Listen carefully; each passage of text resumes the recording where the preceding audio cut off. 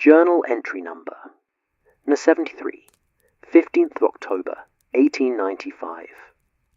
As I sit in my study this autumn evening, the firelight casting dancing shadows across these pages, I find myself compelled to record the strangest case Holmes and I ever encountered, one where beauty itself became the instrument of death, where the most innocent of artists' pigments concealed a murderer's malice, and where a woman we thought belonged only to Holmes's past would prove instrumental in exposing a crime that the art world of London would have preferred to keep buried in silence. It has been some months now since the conclusion of what the newspapers dubbed the Crimson Portrait Affair, though that sensational title does little justice to the subtle horror and profound sadness that characterized the case.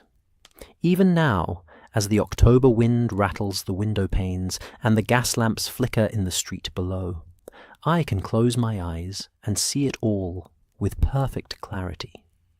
The studio bathed in that peculiar northern light so prized by painters, the half-finished portrait with its luminous, almost unearthly quality, and the pale face of the victim, frozen in an expression that haunted my dreams for weeks afterward. But I am getting ahead of myself, as Holmes would no doubt observe with that mixture of amusement and mild exasperation he reserves for my narrative tendencies. Let me begin, as I should, at the beginning, though even now I confess I am uncertain precisely where that beginning truly lies. Was it the morning a desperate man appeared at our Baker Street lodgings? Or did it begin years earlier, in the rivalry-soaked studios and galleries of London's art world, where ambition and jealousy had been festering like an unattended wound? Perhaps it matters little. What I do know is that the case began for me on a Thursday morning in late March of 1894, one of those deceptive spring days when London pretends at warmth and renewal while keeping winter's chill in reserve. I had risen early, as was my habit, and found Holmes already ensconced in his favourite chair, surrounded by what appeared to be a small mountain of correspondence. The morning papers lay scattered and unread, never a good sign, for it meant my friend's formidable intellect was either deeply engaged or dangerously understimulated. "Ah, Watson," he said, without looking up from the letter he was examining with his magnifying lens, "you will be pleased to know that your literary efforts have borne fruit. We have no fewer than 3 new inquiries this morning, 2 of which appear to present some modest interest." I poured myself coffee from the pot Mrs. Hudson had left on the sideboard, noting with satisfaction that it was still tolerably hot. "I'm gratified to hear it, though I must remind you, Holmes, that I write accounts of your cases to document your methods, not merely to drum up business." Of course," he replied absently, though the slight quirk of his lips suggested amusement. "Though you'll forgive me for noting that the 2 purposes are not mutually exclusive. This letter, for instance." He held up a sheet of expensive cream-coloured stationery, "references your account of the Beryl coronet case specifically. The writer expresses particular admiration for your description of my seemingly miraculous deductions, though I note he tactfully refrains from mentioning your characterization of my bohemian habits." I smiled despite myself. I believe I described them as irregular rather than bohemian.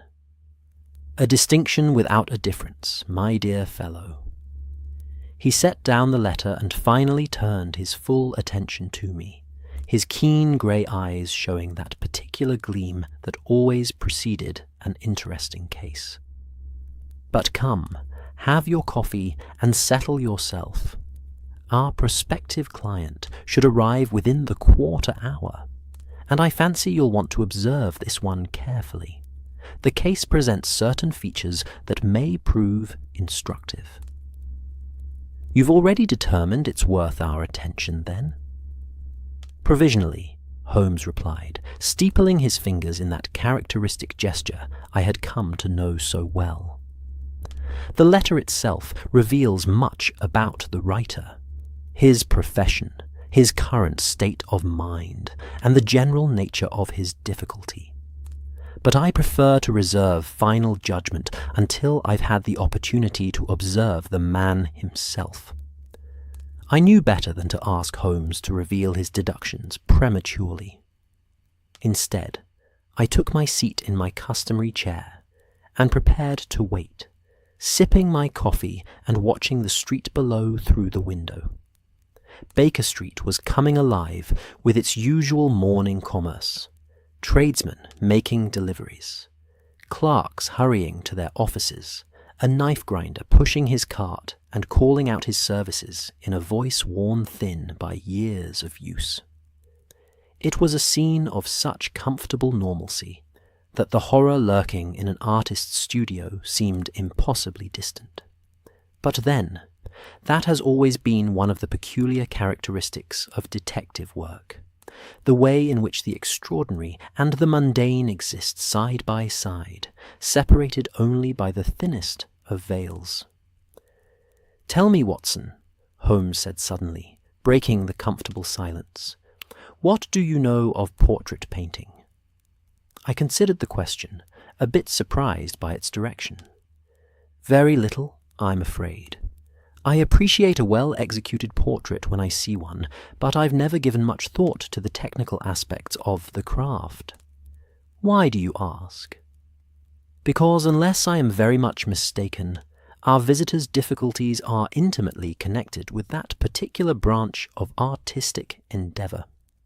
The letter speaks of a tragedy during a sitting, and circumstances that defy natural explanation. The stationery, the quality of the handwriting, and certain other details suggest a man accustomed to working with his hands in precise, delicate ways. An artist, rather than, say, a surgeon, though the two professions share certain characteristics." Before I could respond, the sound of a cab pulling up before our doctor drew our attention. Through the window, I could see a man of perhaps 45 years alighting with the careful movements of one labouring under great distress. He was well dressed in a somewhat artistic style, a wide-brimmed hat, a flowing cravat, a coat of excellent quality but unconventional cut. Even from this distance I could see the pallor of his face and the way his hands trembled as he paid the cabman. "Stage fright before the performance," Holmes murmured. "Or perhaps simply the natural trepidation of a man about to confide in strangers regarding matters that may determine his entire future. We shall see." Mrs. Hudson's footsteps sounded on the stairs, followed by her familiar knock. "Mr. Sebastian Ashworth, to see you, Mr. Holmes," she announced, showing in our visitor. The man who entered our sitting-room was, I saw immediately, in a state of profound agitation, barely held in check by the thinnest veneer of composure. He was indeed a gentleman in his middle years, with the kind of face that would have been handsome had it not been so thoroughly ravaged by worry and sleeplessness. His clothes, which I now saw to be of fine quality, hung on him as though he had recently lost a significant amount of weight. But it was his hands that drew my medical attention, long, elegant fingers stained with traces of pigment that no amount of scrubbing had entirely removed, and a slight tremor that suggested either illness or extreme nervous exhaustion. "Mr. Holmes," he began, his voice hoarse with emotion. I hardly know where to begin. The letter I wrote. It can only have given you the barest outline of my situation. The reality is far worse, far more terrible than I could commit to paper. Holmes gestured to the chair opposite his own. "Please, Mr. Ashworth, be seated. This is my colleague, Dr. Watson, whose discretion is absolute. You may speak freely before him. But first, allow me to suggest that you take a moment to compose yourself. Mrs. Hudson," he called toward the door, "would you be so kind as to bring tea, and perhaps some of those excellent biscuits?" Our housekeeper, bless her, must have anticipated the request, for she appeared almost immediately with a tray. The simple ritual of pouring and serving seemed to have a calming effect on our visitor, and by the time he had taken several sips of the hot, sweet tea, some colour had returned to his cheeks. "Thank you," he said at last, setting down his cup with hands that shook only slightly now. "Forgive me. I have not been sleeping well. Not since—" He stopped, swallowed hard, and began again. "Mr. Holmes, I am a portrait painter by profession. I have been moderately successful, or at least I was until 3 weeks ago. I maintain a studio in Bloomsbury, where I receive clients by appointment. My specialty was portraits of the well-to-do, particularly ladies of society who desire something more artistic than a mere photograph." Holmes nodded encouragingly, his eyes never leaving our visitor's face. I took out my notebook, an action that seemed to give Mr. Ashworth some reassurance. "3 weeks ago," he continued, his voice steadier now, "I received a commission that seemed, at the time, like a tremendous opportunity. Lady Elizabeth Carrington Blake wished to have her portrait painted as a gift for her husband's 50th birthday. The Carrington Blakes are, or were, among the most prominent families in London society.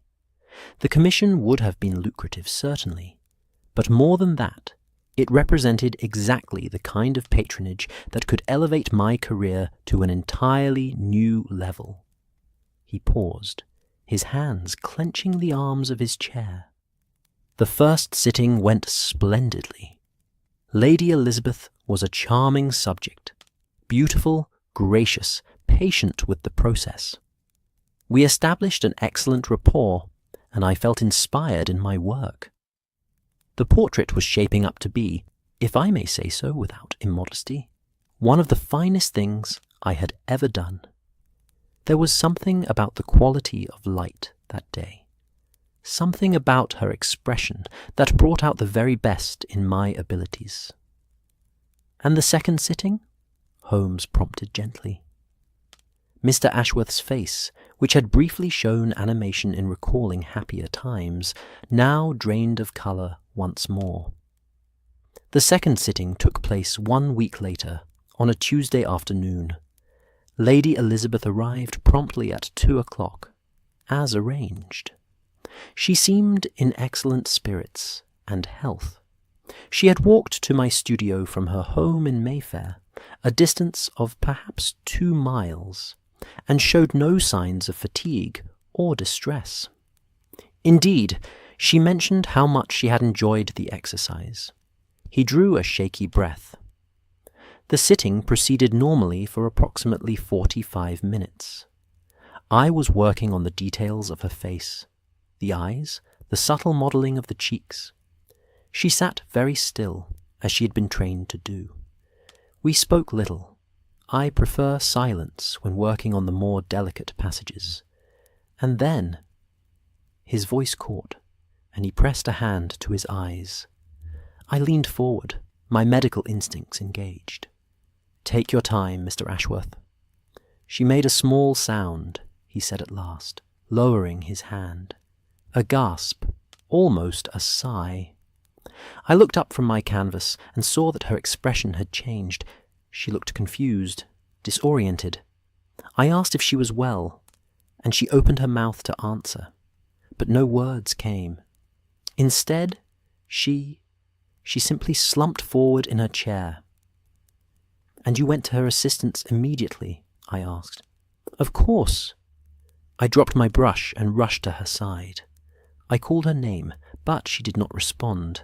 Her eyes had closed, and she was breathing, but very shallowly. Mr. Holmes? Dr. Watson, I am not a medical man, but even I could see that something was terribly wrong. I ran to the door and called for my assistant, young Timothy, to fetch a doctor immediately. Then I returned to Lady Elizabeth and tried to make her comfortable, loosening her collar, elevating her feet. Very sensible, I murmured. The doctor arrived quickly. Within 15 minutes, which seemed an eternity. Dr. Marcus Greenwood. He has a surgery just 2 streets away. He examined her and immediately sent for an ambulance carriage to take her to hospital.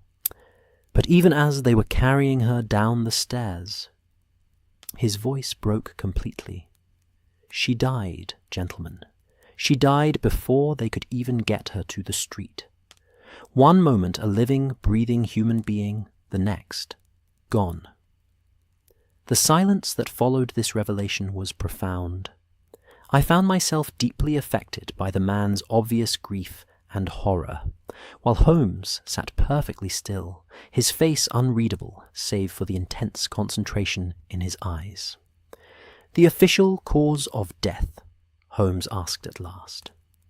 "Heart failure, according to the death certificate. Dr. Greenwood said it appeared to be a sudden and catastrophic cardiac event. He said such things can happen without warning, particularly in women of a certain age, though Lady Elizabeth was only 42 and had no history of heart trouble that anyone was aware of." "And yet you believe there is more to the story," Holmes observed. "I know there is more to the story, Mr. Holmes." Ashworth leaned forward, his eyes blazing with a mixture of fear and conviction. "Because Lady Elizabeth Carrington Blake was not the first person to die during one of my sittings." This was indeed a revelation. I saw Holmes's eyebrows rise fractionally, one of the few outward signs of surprise he ever permitted himself. "Indeed," he said softly. "Tell me about the other case." Ashworth nodded, as though he had expected the question. 2 months ago, I was commissioned to paint a portrait of Mr. Jonathan Hartwell, a wealthy textile merchant. The circumstances were remarkably similar. A successful first sitting, then a fatal collapse during the second session. In Mr. Hartwell's case, the official cause of death was determined to be apoplexy. Again, sudden and unexpected, though Mr. Hartwell was 63 and, I learned later, had complained of headaches in the weeks preceding his death. 2 deaths, both during portrait sittings, both attributed to natural causes, Holmes mused. Yet, you suspect otherwise. Why? Because of what happened yesterday, Mr. Holmes. Ashworth's voice dropped to barely above a whisper. I received a letter, anonymous, of course, suggesting that I might wish to reconsider my choice of profession before another tragic accident occurs. The implication was clear. Someone believes I am responsible for these deaths. Someone is either trying to destroy my reputation and career, or someone is committing murder and attempting to implicate you in the crimes, Holmes finished. Yes, I see. A most interesting problem indeed. Tell me, Mr. Ashworth, in both cases, what became of the unfinished portraits? The question seemed to surprise our visitor. They remain in my studio. Neither family wished to take possession of them for obvious reasons. They are painful reminders of tragedy. Have you noticed anything unusual about the portraits themselves? Any deterioration in the paint? Any unusual discoloration? Ashworth frowned, clearly puzzled by the line of questioning. No, nothing like that. If anything, The work has retained its quality remarkably well. The pigments I used were of the highest grade, mixed with the finest oils. The colours remain true and vibrant." "The pigments," Holmes repeated thoughtfully. "And you mix these yourself, I presume, from purchased powders?" "Yes, of course. Every serious artist does. The pre-mixed paints available commercially are adequate for some purposes, but for portrait work of the quality I aspire to, one must have complete control over the consistency, the tone, the subtle variations of colour." Holmes rose from his chair and began pacing, a sign that his mind was actively working through the problem. "Mr. Ashworth, I shall need to visit your studio and examine these portraits, as well as your materials and working methods. I should also like to speak with your assistant, this Timothy you mentioned, and anyone else who had access to your studio on the days in question." "Of course, Mr. Holmes. Whatever you require, I am at your complete disposal." "Excellent. Watson, I trust you are free this afternoon." I nodded, already mentally rearranging my schedule of calls. "Entirely at your service." "Then we shall visit Mr. Ashworth's studio directly after lunch. In the meantime, sir, I would ask that you write down for me the names and directions of everyone connected with both cases, the victims' families, the physicians who attended them, any professional rivals or dissatisfied clients you may have. Also, the source from whom you purchase your art supplies, and the names of any other artists who use the same supplier." As Ashworth bent to this task, Holmes caught my eye and made a slight gesture toward the window. I understood his meaning and joined him there, ostensibly to look out at the street, but, in reality, to speak privately. "What do you make of it?" I asked quietly. "Most suggestive, Watson. Most suggestive indeed. If we are dealing with murder, and I am increasingly inclined to believe we are, then we are confronted with a remarkably clever and subtle killer. One who has found a way to commit the crime in the presence of a witness, yet leave no obvious evidence of foul play. You think the deaths are connected to the painting process itself? It seems the most probable explanation, does it not? Two individuals, both healthy enough to sit for portraits, both dying suddenly during the second sitting. The portrait painter being present in both cases provides an obvious connection, but I am not yet convinced he is the perpetrator." "You believe him innocent?" "I believe him genuinely distressed and confused, which is not quite the same thing. But the anonymous letter troubles me. Why warn him if the intention is to frame him? Unless—" Paused, his eyes narrowing thoughtfully. "Unless there are layers to this case that we have not yet perceived." Before I could respond, Mr. Ashworth approached with several pages covered in his careful handwriting. Holmes took them with a nod of thanks and scanned them quickly. "Excellent. Most thorough. Now then, Mr. Ashworth, one final question before we part ways, until this afternoon. In either case, did anyone else have the opportunity to interact with the victims between the time they arrived at your studio and the time of their collapse? Anyone who might have offered them refreshment, for instance, or engaged them in conversation?" Ashworth considered this carefully. "In both cases, I offered tea or sherry, which they declined. Lady Elizabeth mentioned she had stopped for tea on her walk to my studio. Mr. Hartwell, yes, I believe he may have accepted a glass of water, which my assistant fetched for him." "From where?" "From the tap in my small kitchen area. It's just off the main studio space." "I see. And this assistant of yours, Timothy, he has been with you how long?" "Nearly 2 years now. He's a good lad, eager to learn the craft. I took him on as an apprentice after his father, an old friend of mine, passed away. He has shown considerable promise." Holmes nodded slowly. "Very well. We shall see you at your studio at, shall we say, 2:30?" After Ashworth had departed, considerably calmer than when he had arrived, I turned to Holmes with undisguised curiosity. "You have a theory already. I can see it in your face." Holmes smiled faintly. "I have several theories, Watson, all equally unproven. But yes, certain possibilities suggest themselves. The timing of the deaths, the progression from first sitting to second, the choice of victims from the wealthy classes, all of these details form a pattern, if only we can discern its shape. And the anonymous letter? Ah, yes, the letter. I should very much like to see that letter, Watson. I should like to see it very much indeed."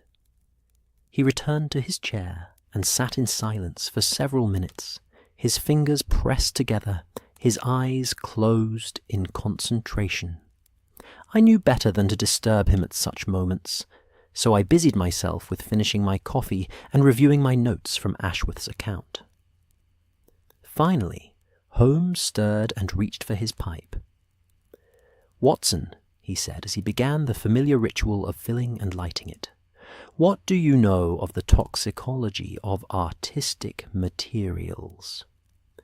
"Very little," I admitted. "I know that some pigments contain poisonous elements, arsenic in certain greens, lead in the whites, that sort of thing. But surely the exposure would be chronic rather than acute. Artists who use such materials regularly might develop symptoms over time, but a person sitting for a portrait would have no direct contact with the paints." "Precisely the conventional wisdom," Holmes agreed, sending up a cloud of aromatic smoke. "And yet convention is so often the enemy of truth, is it not? Consider this. What if the mechanism of exposure was not conventional? What if someone had devised a means of weaponizing the very materials of art itself?" A chill ran down my spine at the suggestion. "That seems rather diabolical, Holmes." "Indeed it does. Which is why, my dear fellow, I believe we may be dealing with one of the most ingenious and dangerous criminals we have yet encountered. Someone with knowledge of chemistry, access to artists' materials, and a motive that remains, for the moment, entirely obscure." He fell silent again, smoking thoughtfully, while I sat with my own troubled thoughts. The morning had begun with such normalcy, with coffee and newspapers and the comfortable routines of Baker Street life. Now, as the clock on the mantel chimed noon, we found ourselves on the threshold of a case that promised to be as complex as it was sinister. Looking back now, as I write these words by firelight, I can see that we had grasped only the very edges of the truth. We could not have known, that spring morning, how the case would ultimately unfold, nor could we have anticipated the role that a certain extraordinary woman would play in its resolution. But I am, as Holmes would say, getting ahead of myself again. Let me instead return to that Thursday afternoon, to the journey across London to Mr. Ashworth's studio, and to the moment when I first laid eyes upon the portrait that would haunt my dreams and ultimately provide the key to unlocking the entire mystery. The afternoon awaited us, filled with secrets and revelations yet to come. The journey from Baker Street to Bloomsbury took us through the heart of London on what had become a genuinely pleasant spring afternoon. The earlier chill had burned away under a surprisingly warm sun, and the city seemed to have collectively decided to emerge from its winter hibernation. Street vendors called out their wares with renewed vigour. Flowers appeared in window boxes, and even the ever-present London grime seemed somehow less oppressive in the golden light. Holmes sat beside me in the hansom cab, silent and abstracted, his keen eyes fixed on some distant point only he could see. I had learned long ago not to disturb him during these periods of intense cogitation, so I contented myself with watching the passing streetscape and organizing my own thoughts about the case. 2 deaths, both seemingly natural, both occurring under nearly identical circumstances. As a medical man, I knew that coincidences did occasionally occur, that 2 middle-aged individuals might indeed suffer fatal cardiac events entirely independent of one another. And yet, the specific commonality of their circumstances, dying during portrait sittings with the same artist, strained the bounds of credibility. Add to this the anonymous threatening letter, and the scales tipped decidedly toward the suspicious. But what possible mechanism could account for such deaths? My medical training had taught me to look for physical causes, and I found myself mentally cataloguing the various poisons that might produce symptoms resembling heart failure or apoplexy. Digitalis in excessive doses could certainly affect the heart, as could certain alkaloids. But how would such substances be administered to victims sitting immobile in an artist's studio, under the watchful eye of the artist himself? "You are thinking about delivery mechanisms," Holmes said suddenly, startling me from my reverie. "I can see it in the way you're frowning, Watson. That particular expression always appears when you're running through your pharmacological knowledge." I smiled despite myself. "You know me too well, Holmes. Yes, I was considering how a poison might be administered under such circumstances. Neither victim ate or drank anything in the studio, according to Ashworth's account." "According to Ashworth's account," Holmes repeated meaningfully. "But we must verify everything, Watson, every detail, every assumption. In a case such as this, where the impossible has apparently occurred, the truth must lie in some detail we have overlooked or misunderstood." The cab slowed as we entered the quieter streets of Bloomsbury, where handsome Georgian townhouses stood in elegant rows, many of them converted into professional premises or fashionable apartments. Mr. Ashworth's studio occupied the top 2 floors of one such building, its large windows facing north to capture the steady, shadowless light so prized by painters. As we alighted and paid the cabman, I found myself studying the building with greater attention. It was well maintained, respectable, the kind of address that would inspire confidence in wealthy clients. A discreet brass plaque beside the door read, "Sebastian Ashworth, portrait artist, by appointment only." Holmes paused on the pavement, his eyes travelling slowly up the facade of the building. 4 stories, he murmured. "Ground floor appears to be a solicitor's office, 1st floor residential, top 2 floors the studio. Single staircase access, by the look of it. Note the quality of the window glass, Watson, expensive and recently cleaned. Our Mr. Ashworth takes his profession seriously." He tried the door and found it unlocked. We entered a narrow but well-appointed entrance hall, where a staircase of dark polished wood ascended into shadows. The air smelled faintly of linseed oil and turpentine, the characteristic scent of an artist's workplace. As we climbed, I became aware of a growing sense of unease that I could not entirely account for.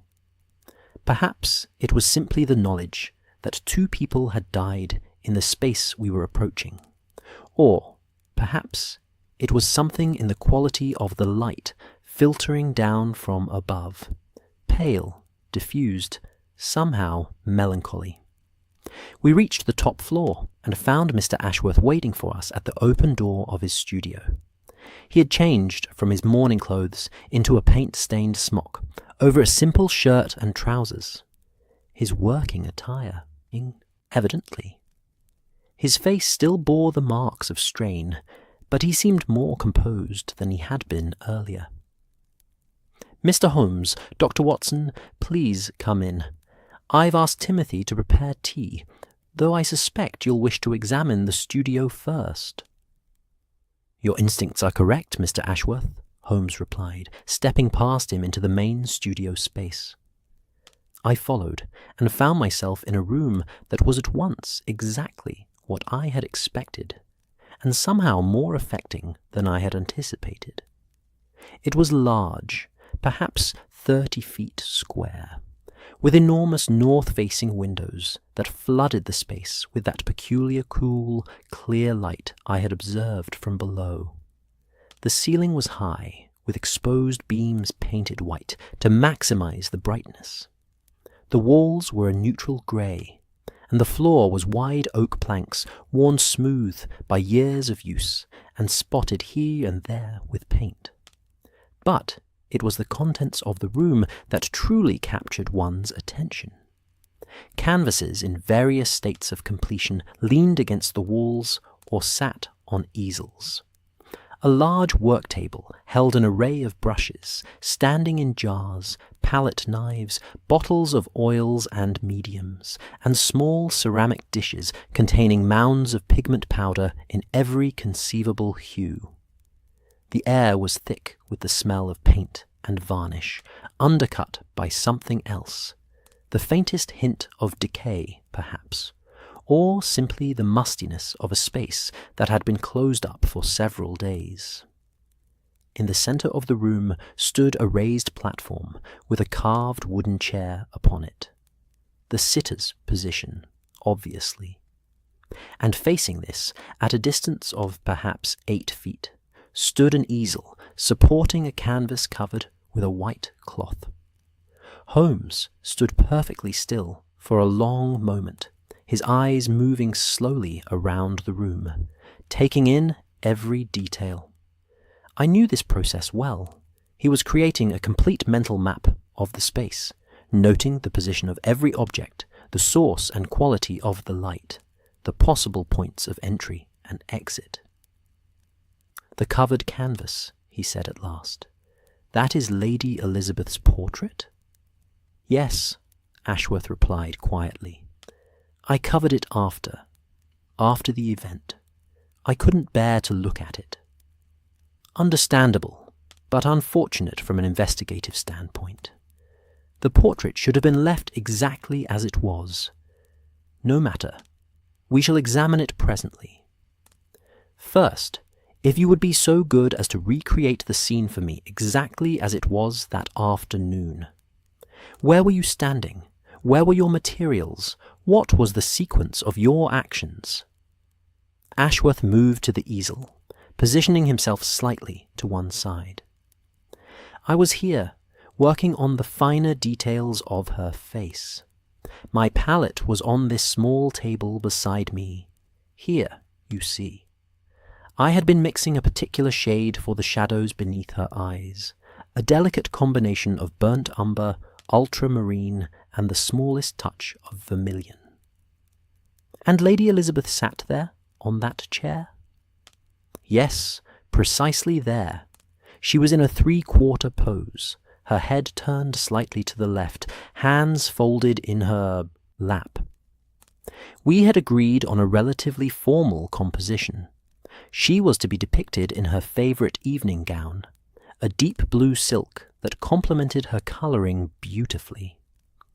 Holmes approached the sitter's chair and examined it closely, even going so far as to run his fingers along the arms and back. Then he knelt and scrutinized the platform and the floor around it. I watched, fascinated as always by the thoroughness of his methods. "The windows were open or closed that day?" he asked without looking up. "Partially open, the upper sashes. It was a mild day, and I prefer some circulation of air when working. The paint fumes can become quite overwhelming in a closed space." "Indeed they can," Holmes agreed. He rose and moved to the windows, examining the sashes and the catches. "And no one else was present in the room during the sitting?" "No one. Timothy was downstairs in the ground floor storage room, organizing supplies. He only came up when I called for him after Lady Elizabeth collapsed." "This storage room, it is directly below us?" "Yes, immediately below. There's a smaller staircase that connects it to this floor, there in that corner." Ashworth indicated a door I had not previously noticed, painted the same grey as the walls, and thus nearly invisible. Holmes crossed to this door and opened it, revealing a narrow staircase descending into dimness. He disappeared down it, and I heard his footsteps moving about below, accompanied by sounds of things being shifted and examined. After perhaps 5 minutes, he reappeared, his face thoughtful. "A most interesting collection of materials," he observed. "You have quite an extensive stock of pigments, Mr. Ashworth, some quite rare, I should think." "A painter is only as good as his materials, Mr. Holmes. I pride myself on using the finest pigments available. Many of them I import directly from Italy and Germany, where the traditional methods of preparation are still practiced." "Quite so. And you keep careful records of your purchases and inventory?" "Oh yes, certainly. I have ledgers downstairs that document every transaction. Timothy is meticulous about maintaining them." "Excellent. I shall wish to review those ledgers. But first—" Holmes turned his attention to the covered canvas. "Let us see the portrait itself." Ashworth hesitated, his face paling slightly, but then moved forward and carefully removed the white cloth. I had braced myself for something disturbing, though I couldn't have said precisely what I expected. What I saw, however, was simply a remarkably beautiful and a skillfully executed piece of work. The portrait showed a woman of evident refinement and grace, her features captured with a delicacy and precision that spoke of genuine artistic talent. Lady Elizabeth's face was 3/4 complete. Her eyes, those most difficult of features, rendered with particular success. They seemed alive, intelligent, with a hint of gentle humour in their expression. But there was something else, something I noticed only gradually, a quality to the painting that I found difficult to articulate. The colours seemed almost luminous, possessing a depth and richness that went beyond mere technical proficiency. And yet, despite the beauty of the execution, there was something unsettling about the work, an indefinable quality that made one uncomfortable looking at it for too long. Holmes, I noticed, had gone very still, his eyes fixed on the canvas with an intensity that suggested he had observed something of significance. He produced his magnifying lens and leaned close to the painting, examining it inch by inch, paying particular attention to the more recently applied areas of paint. "Mr. Ashworth," he said after a long silence, "you mentioned mixing a particular shade for the shadows beneath the eyes. Would you show me precisely which pigments you used?" The artist moved to his work table, where numerous small jars and containers were arranged in careful order. "Certainly.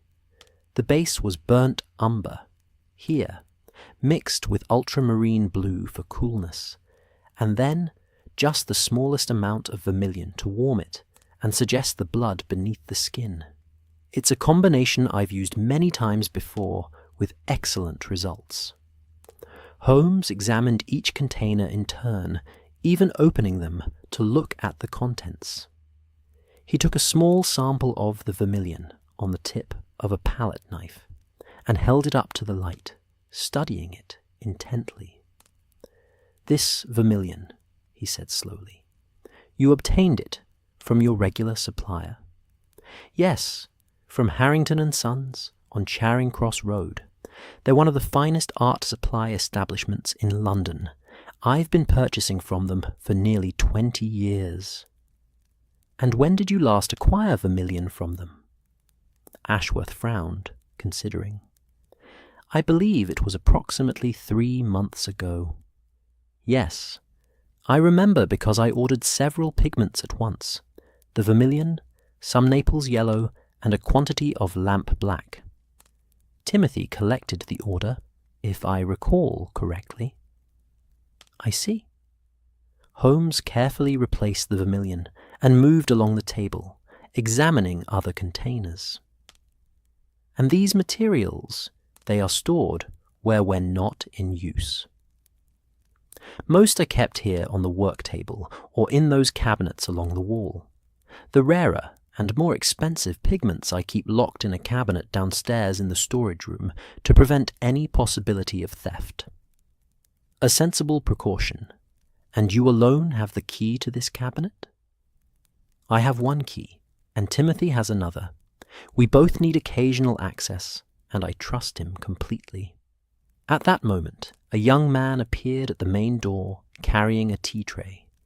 He was perhaps 19 or 20, slightly built, with an earnest, intelligent face and the permanently paint-stained fingers of one who works regularly with artists' materials. This, evidently, was the assistant, Timothy. "Ah, Timothy," Ashworth said. "Come in, lad. These gentlemen are Mr. Sherlock Holmes and Dr. Watson. They're investigating the recent tragedies." The young man's face clouded with evident distress. "I've been so worried, Mr. Ashworth. The whole thing is just terrible. Lady Elizabeth was such a kind person. She always had a pleasant word for me when she arrived." "Timothy," Holmes said gently, "I understand this must be very difficult, but I need to ask you some questions. Where were you when Lady Elizabeth collapsed?" "Downstairs, sir, in the storage room. I was reorganizing the canvases. Mr. Ashworth had asked me to prepare some new ones for stretching. I heard Mr. Ashworth calling, shouting really, and I ran up immediately. When I got here, he was kneeling beside Lady Elizabeth, and I could see at once that something was terribly wrong. Her face was so pale, and she wasn't moving. Mr. Ashworth told me to fetch Dr. Greenwood, and I ran all the way there and back." "You did well," I assured him. "Quick action was precisely the right response, though I fear nothing could have saved her at that point." "Timothy," Holmes continued, "you collect supplies from Harrington and Sons, I understand." "Yes, sir. I go there perhaps once a fortnight, or whenever Mr. Ashworth requires something we don't have in stock." "And you recognize all the materials when you collect them? You could identify, say, vermilion versus another red pigment?"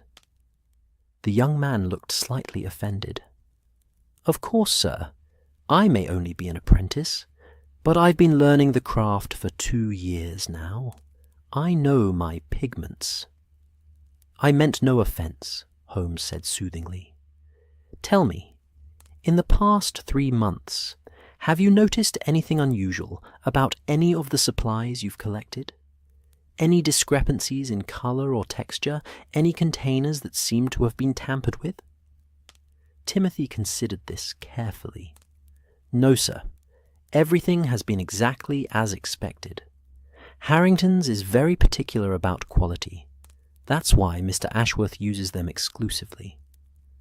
Holmes nodded and turned back to the portrait. He stood before it for a long moment, his head tilted slightly to one side, that characteristic expression of intense concentration on his face. "Mr. Ashworth," he said at last, "I should like to see the other portrait, the one of Mr. Hartwell. You said it too remains in your studio?" Yes, it's in the storage room. I'll fetch it. Ashworth disappeared down the narrow staircase, and Holmes took the opportunity to examine the studio more closely, opening drawers, inspecting shelves, even examining the undersides of tables. I joined him, though I confess I had no clear idea what we were looking for. "Watson," he said quietly, "what do you make of the assistant?" "He seems genuinely devoted to Ashworth," I replied, equally quietly. "Distressed by the deaths, but not, I think, concealing anything. Why do you ask?" "Because he has access to the materials, knowledge of their properties, and opportunity. As does Ashworth himself, of course. As does, potentially, anyone who might have visited this studio in recent weeks." Before I could respond, Ashworth returned carrying a smaller canvas. He set it on another easel, and we gathered around to examine it. The portrait of Jonathan Hartwell showed a distinguished gentleman of late middle age, portrayed in a confident three-quarter pose. Like the portrait of Lady Elizabeth, it was skillfully executed, and possessed that same curious quality of luminous colour that I had noticed in the other work. And like the other portrait, there was something indefinably unsettling about it. Holmes examined this painting with the same meticulous attention he had given the first, his magnifying lens moving slowly across the surface, pausing here and there at points of particular interest. "Mr. Hartwell's portrait was also at the stage of facial details when he died?" Holmes asked. "Yes, almost the identical point in the process. I had just begun work on the subtle modelling of his features when he complained of feeling dizzy and then collapsed." "The similarities are indeed striking," Holmes murmured. "Watson, your medical opinion. Could both deaths have been caused by the same agent?" I moved closer to examine both portraits, though I confess I was uncertain what medical insights I could draw from paintings. "If we assume poisoning, then yes, theoretically, the same substance could produce symptoms that might be mistaken for either heart failure or apoplexy, depending on the victim's individual physiology and the precise mechanism of the poison. But Holmes, I still cannot fathom how the poison was administered." "No," he agreed, "nor can I, not yet. But I believe we are looking at the answer, Watson. It is here, before our eyes, if only we can learn to see it properly." He straightened and turned to Ashworth. "I must ask you to do something that may seem peculiar. I should like you to set up your materials exactly as they were during Lady Elizabeth's sitting, and begin to work on the portrait exactly as you were working that day. Can you do that?" Ashworth looked startled, even distressed by the suggestion. "You want me to continue painting, after what happened?" "I understand this is difficult," Holmes said, his voice gentle but firm. "But I need to observe your exact process, your techniques, your habits. It may prove crucial to understanding what occurred." The artist hesitated, then nodded slowly. "Very well. If it will help discover the truth, I'll do it." He began to prepare, arranging his palette, selecting brushes, positioning himself before the easel. I watched, fascinated, as his professional demeanour gradually overcame his emotional distress. His hands, which had trembled earlier, grew steady as he mixed paints on his palette with practiced, economical movements. Holmes observed with absolute concentration, noting every detail, the angle at which Ashworth held his brush, the distance he maintained from the canvas, the sequence in which he mixed his colours, even the rhythm of his breathing as he worked. After, perhaps, 15 minutes during which Ashworth had applied several careful strokes to the portrait. Holmes held up his hand. "That will suffice. Thank you, Mr. Ashworth. Most instructive." The artist set down his brush, his face showing relief at being permitted to stop. "Mr. Holmes," he said, "have you learned anything? Do you understand what happened?" "I have formed certain hypotheses," Holmes replied carefully, "but I require more information before I can draw any definite conclusions. With your permission, I should like to take samples of several of your pigments for analysis. I should also like to borrow these portraits for a few days." "Take whatever you need," Ashworth said earnestly. "The portraits, the paints, anything that might help. Mr. Holmes, I must know the truth of this. My entire career, my reputation, my very freedom may depend upon it." "I understand," Holmes assured him, "and I give you my word that I shall pursue this matter to its conclusion, wherever it may lead." As Holmes carefully collected samples of various pigments into small envelopes he produced from his pocket, I found my gaze drawn once more to the portrait of Lady Elizabeth. There was something about those luminous colours, that unsettling beauty, that disturbed me in ways I could not articulate. What secret did these paintings hold? And what terrible intelligence had devised a method of murder so subtle, so seemingly impossible, that it had nearly succeeded in being dismissed as mere unfortunate coincidence? The afternoon light was beginning to fade as we prepared to leave, carrying our samples and our borrowed paintings. As we descended the stairs, I glanced back to see Ashworth standing in the doorway of his studio, a lonely figure silhouetted against the pale northern light. "Holmes," I said quietly, as we emerged onto the street, "you have an idea about this, don't you? I can see it in your manner." "An idea, yes," he replied, "though whether it is the correct idea remains to be seen. But Watson, I believe we are dealing with something unprecedented, a method of murder that is at once elegant and horrifying in its ingenuity. And Ashworth? Is he victim or perpetrator? That," Holmes said softly, "is the question upon which everything may turn. But come, we must return to Baker Street. I have much work to do, and I fear time may be of the essence. If I am right about the pattern of these crimes, then somewhere in London a third victim may already be sitting for their final portrait." With that ominous pronouncement hanging in the air between us, we set off through the gathering dusk, our arms laden with the beautiful, terrible evidence of crimes that should have been impossible. The mystery had deepened considerably, and I confess I went to my bed that night with my mind full of questions, and my sleep troubled by dreams of luminous paintings and pale, still faces.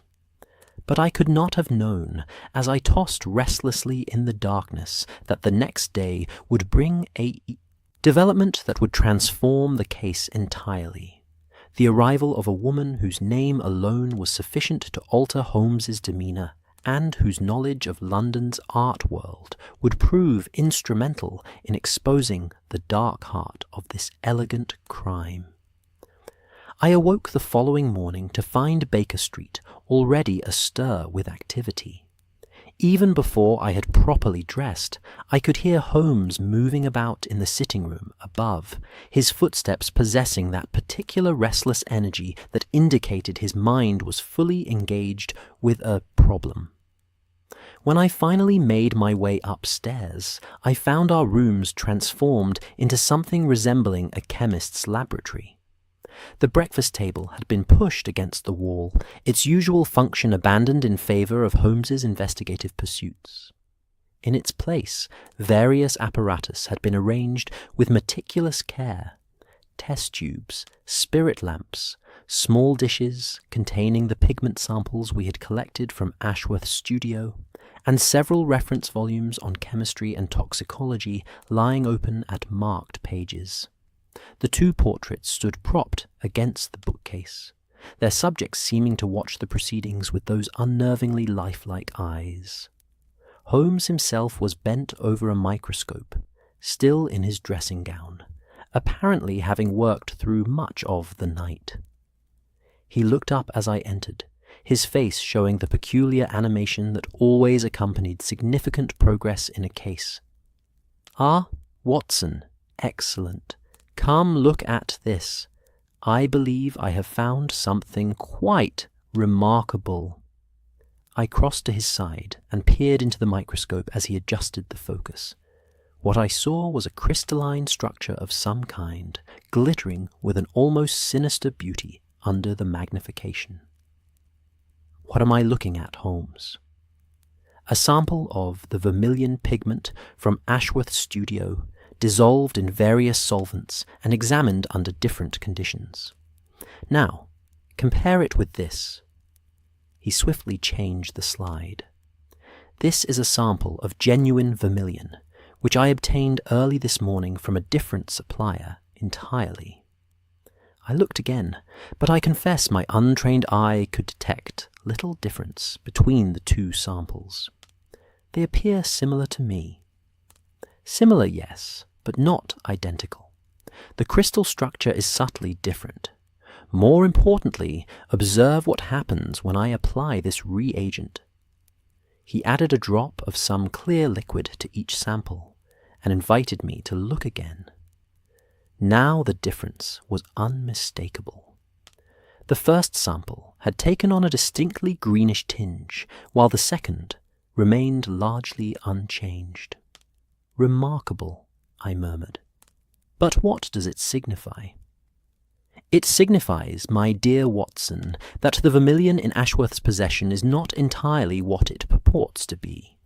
It has been adulterated, deliberately and skillfully mixed, with another substance that mimics its appearance, but possesses rather different properties." "A poisonous substance?" "Almost certainly. I have conducted several preliminary tests, and the results are most suggestive of." He was interrupted by a knock at our door, and Mrs. Hudson appeared with her characteristic expression of patient forbearance. Our landlady had long since resigned herself to the irregular hours and unusual activities that characterized life at 221B Baker Street. But even she seemed slightly taken aback by the current state of our sitting room. "Begging your pardon, Mr. Holmes, but there's a lady downstairs asking to see you. A Miss Adler.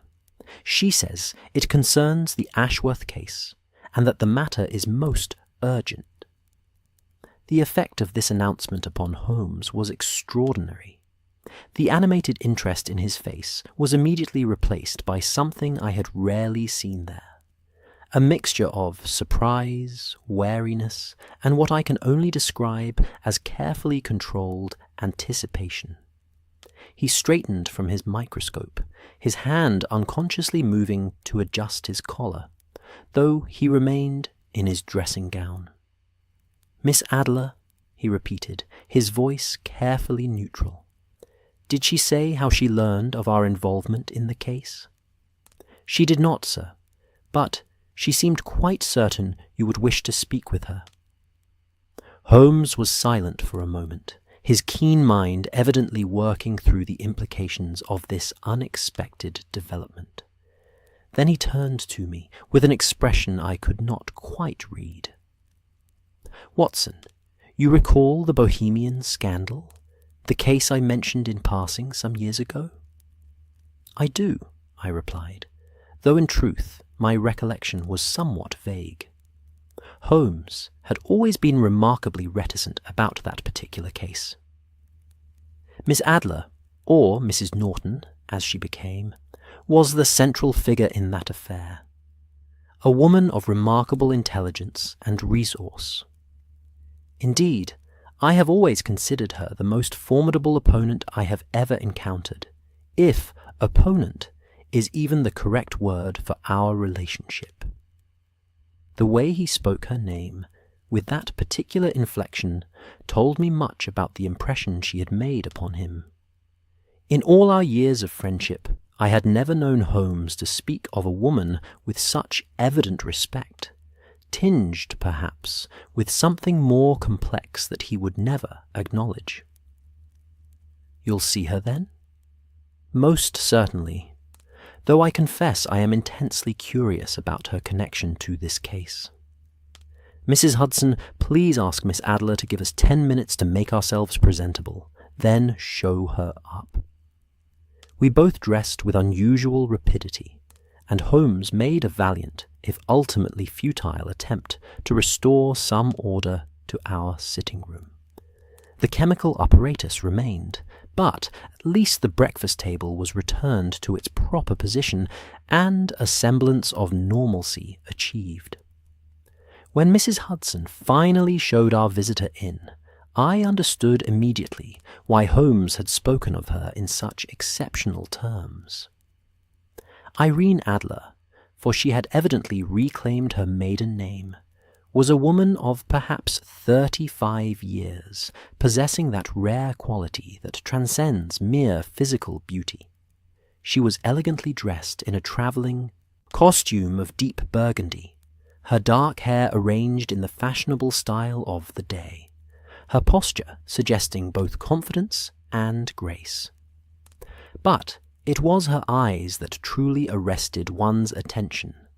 Intelligent, observant, with a gleam of humour that suggested she found most of life's absurdities rather entertaining. "Mr. Holmes," she said, extending her hand, "it has been some time." "Miss Adler," Holmes replied, taking her hand with evident, if carefully controlled, pleasure. "Indeed it has. May I present my colleague, Dr. Watson?" "Dr. Watson," she said, turning those remarkable eyes upon me, "I have read your accounts with great interest. You have done Mr. Holmes considerable service with your literary efforts, though I suspect you occasionally exasperate him with your tendency toward the dramatic." I found myself smiling despite my surprise at her directness. "I fear you may be correct, Miss Adler. Holmes has made similar observations on numerous occasions." "Please, do sit down," Holmes said, gesturing to the chair opposite his own. "I confess myself most curious about your visit. How did you learn of our involvement in the Ashworth case?" "Through the art world's most reliable information network, gossip," she replied with a slight smile. "I maintain connections in London's artistic circles, and word travels quickly in that rather insular community. When I heard that Sebastian Ashworth had consulted you regarding the deaths during his portrait sittings, I knew I must speak with you immediately." "You know Ashworth?" I asked. "Not personally, though we have mutual acquaintances. But I know a great deal about the London art world, Mr. Holmes, and I believe I possess information that may be crucial to your investigation." Holmes leaned forward, his full attention now focused upon her. "I am, as always, eager to benefit from your insights, Miss Adler. Please, tell us what you know." She paused, as if organizing her thoughts, then began to speak with the clarity and precision of someone accustomed to being taken seriously. "First, you must understand the nature of the portrait painting world in London. It is intensely competitive, often viciously so. A successful portraitist can earn an excellent living and achieve considerable social standing. The greatest practitioners, artists like Sargent or Millet, are treated almost as society figures themselves. They dine with their subjects, move in the highest circles, accumulate both wealth and influence." "And Sebastian Ashworth?" Holmes prompted. "He is, or was, before these tragedies, a rising figure in this world, not yet at the very top tier, but climbing steadily. His work is skilled, his manner professional, and most importantly, he had begun to attract commissions from precisely the sort of wealthy, prominent clients whose patronage can elevate a painter's career to an entirely new level. The Carrington Blakes, for instance, I observed. Precisely, Dr. Watson. Lady Elizabeth's commission was exactly the sort of opportunity that might have established Mr. Ashworth among the elite portraitists. Which brings me to the matter of professional rivalry. She paused, accepting the cup of tea that Holmes had poured with his customary efficiency, despite his evident preoccupation with her narrative. There are, at present, perhaps a dozen portrait painters in London who compete for the most prestigious commissions. They are not, as a rule, generous toward one another. Jealousies run deep, and the loss of a major commission to a rival can inspire considerable bitterness. You suspect professional jealousy as a motive? Holmes asked. I suspect it must be considered, Mr. Holmes. If someone wished to destroy Sebastian Ashworth's career, and possibly to position themselves to capture his clients, what better method than to make it appear that sitting for him is quite literally fatal? This was a perspective I had not fully considered, and I could see from Holmes's expression that it aligned with his own developing theory. You mentioned you have specific information, Holmes said, not merely general observations about the art world's competitive nature. Indeed, I have learned that in the past 6 months, Mr. Ashworth has been in competition with another portraitist, a man named Victor Castelain, for several major commissions. In each case, Ashworth has secured the commission, leaving Castelain disappointed and, by all accounts, increasingly bitter. Castelain, Holmes repeated thoughtfully. I don't believe Ashworth mentioned that name yesterday. He may not be aware of the extent of Castelain's animosity. Artists sometimes conduct their rivalries through intermediaries, agents, gallery owners, society patrons. But those of us who observe the art world closely have noted the pattern. Tell me about Castelain, Holmes said, rising and beginning to pace, a sure sign of his intense engagement with the case. Victor Castelain is French by birth, though he has lived in London for nearly 15 years. He is technically proficient, perhaps even more so than Ashworth in some respects. His work is polished, professional, conventionally attractive, but it lacks something. Warmth, perhaps, or genuine insight into character. His portraits are perfect, but somehow lifeless. As a result, while he has never lacked for commissions, he has failed to achieve the standing he believes he deserves. A dangerous combination, I observed. Technical skill paired with thwarted ambition. Quite so, Dr. Watson. And there is another detail that may be significant. Castelain studied art not only in Paris, but also at a technical school in Germany, where he specialized in the chemistry of pigments and painting materials. He is known to be something of an expert on the subject. Holmes stopped pacing and turned to face her, his eyes alight with that particular intensity that indicated he was assembling disparate pieces into a coherent pattern. An expert in pigment chemistry, he said softly. That is indeed significant. Miss Adler, can you tell me where Castelain purchases his supplies? I took the liberty of making inquiries before coming here, she replied, and I noticed a faint smile playing at the corners of her mouth. The smile of someone who knew she had anticipated the question correctly. He uses Harrington & Sons on Charing Cross Road, the same supplier that Ashworth patronizes. The silence that followed this revelation was profound. I saw Holmes's eyes narrow as he processed the implications, and I found myself following his likely train of thought. Same supplier, access to the same materials, expert knowledge of chemistry, professional rivalry, and a growing pattern of bitterness. The outline of a theory was taking definite shape. There is one more thing, Miss Adler continued. Castelaine employs an assistant, a young man named Paul Marchmont, who makes regular visits to Harrington and Sons to collect supplies. I have learned that Marchmont is also acquainted with Ashworth's assistant, Timothy. They sometimes encounter each other at the shop and have been known to share a drink at a nearby public house. Interesting, Holmes murmured. Opportunities for information sharing, perhaps even for access to another artist's materials. My thought exactly, Mr. Holmes.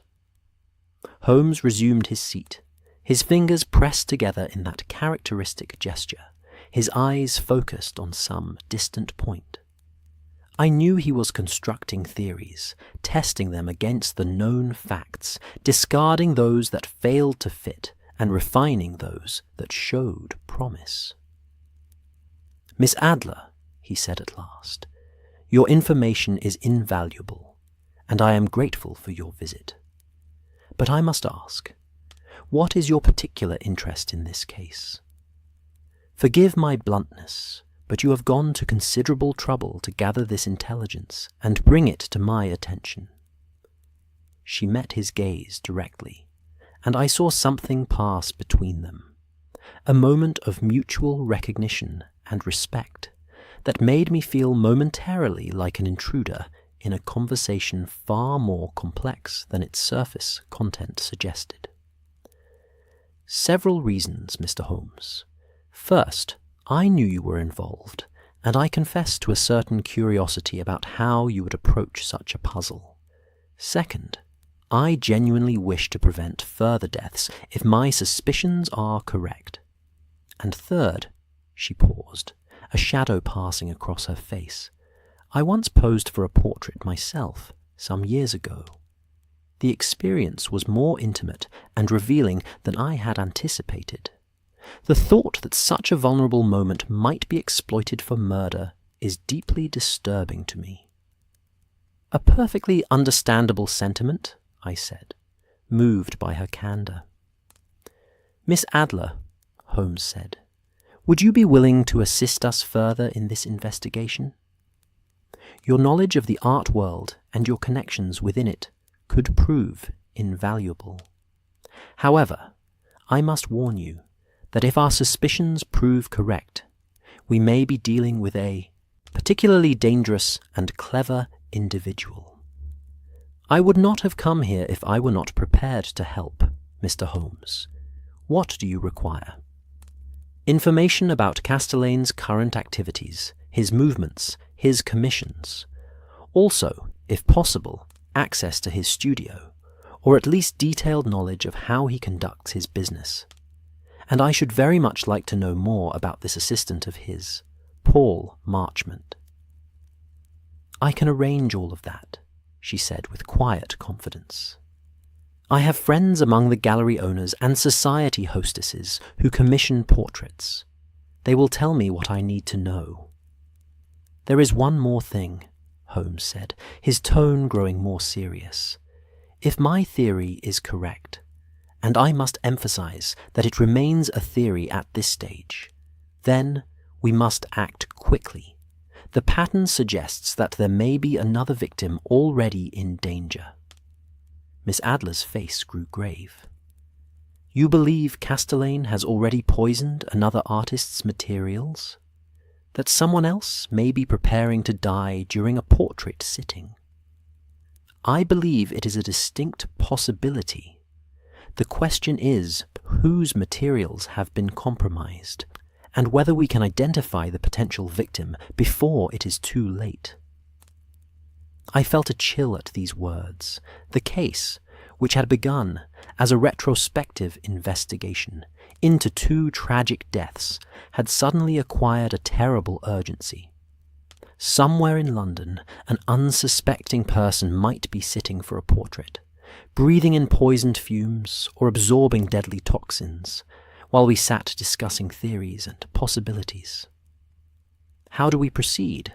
I asked, looking from Holmes to Miss Adler and back again. "We must work on several fronts simultaneously," Holmes replied, already formulating a plan. "Watson, I need you to visit Dr. Greenwood, the physician who attended both Lady Elizabeth and Mr. Hartwell. Obtain detailed descriptions of their symptoms, the progression of their decline, any observations he made that might not have appeared in the official reports. Also, if possible, learn whether post-mortem examinations were conducted and what they revealed." "I'll go immediately," I said, reaching for my coat. "Miss Adler, if you can gather information about Castellane's current activities and any artists he might view as rivals, that would be most helpful. I particularly need to know if he has had any opportunity to access other artists' materials or studios in recent weeks." "Consider it done," she replied, rising gracefully. "Where shall I send my findings?" "Return here this evening, if possible. I believe we may need to act quickly, and coordination will be essential." She nodded, then paused at the door, turning back to Holmes with an expression that might have been concern. "Mr. Holmes, do be careful. If we are correct about this, we are dealing with someone who has already killed twice and shown remarkable cunning in doing so. Such a person will not hesitate to protect themselves if they feel threatened." "Your concern is noted. Appreciated, Miss Adler. I assure you, I shall exercise appropriate caution." After she had departed, I turned to Holmes with undisguised curiosity. "She is quite remarkable, Holmes. I begin to understand your reticence about the Bohemian case. There is clearly a history there that you have chosen not to share." He smiled faintly, but there was something in his eyes, a shadow of old emotion, perhaps, or simply acknowledgement of a connection he had never quite succeeded in relegating to the past. "Irene Adler is singular, Watson. In a world of conventional minds, she possesses an intelligence and resource that is genuinely rare. I have known many clever criminals, many accomplished detectives, but few individuals who combined such qualities with such—" He paused, searching for the right word. "Such essential integrity." "You admire her," I observed. "I respect her," he corrected, though the distinction seemed more semantic than substantive. "As I respect any worthy opponent who has bested me fairly. But come, Watson, we have work to do. Every hour that passes may bring us closer to another tragedy, and I should never forgive myself if we failed to prevent it through lack of diligence." I set off for Dr. Greenwood's surgery with a sense of urgency tempering my natural curiosity. The case had acquired layers I had not anticipated: professional rivalry, chemical expertise, the subtle corruption of innocent materials into instruments of death. And beneath it all, the terrible vulnerability of those who sat trustingly in artists' studios, unaware that beauty and death might be mixing on the palette before them. The spring afternoon was bright and mild as I made my way through London's streets, but I found myself seeing the city with new eyes. How many artists' studios were there in this vast metropolis? How many portrait painters pursuing their craft in apparent innocence? And how many might be competing for commissions, nursing grievances, contemplating desperate measures to advance their careers? It was a sobering thought, and it accompanied me all the way to Dr. Greenwood's door, where I hoped to find answers that might help us prevent the next death in this most elegant and terrible of crimes. The game, as Holmes would say, was most decidedly afoot. Dr. Marcus Greenwood's surgery occupied the ground floor of a respectable building on Henrietta Street, convenient to both the fashionable Bloomsbury studios and the more affluent residential neighbourhoods that supplied their clientele. As I approached, I reflected on the peculiar position of the modern physician, part scientist, part confessor, privy to both the physical ailments and often the private anxieties of those who sought his care. The waiting room was empty when I arrived, and I was shown almost immediately into Dr. Greenwood's consulting room by an efficient-looking nurse who seemed unsurprised by my unannounced visit. Perhaps physicians were accustomed to being called upon by colleagues seeking consultations on unusual cases. Dr. Greenwood himself proved to be a man of perhaps 50 years, with the sort of calm, authoritative demeanour that inspires confidence in patients. His consulting room was furnished with the typical accoutrements of the medical profession: anatomical charts on the walls, a skeleton standing in one corner, shelves lined with reference volumes and specimen jars. He greeted me cordially, though I detected a certain wariness in his manner when I explained the purpose of my visit. "Dr. Watson," he said, gesturing me to a chair, "I confess I am not entirely surprised to see you. When I heard that Mr. Ashworth had consulted Sherlock Holmes, I rather expected that someone would wish to discuss the deaths that occurred in his studio, though I must tell you at the outset that I can see no reason to suspect anything other than natural causes in either case." "I understand your position, Dr. Greenwood," I replied carefully, "and I assure you I am not here to question your professional judgment. Rather, I am hoping you might be able to provide me with detailed information about the symptoms and progression of illness in both cases.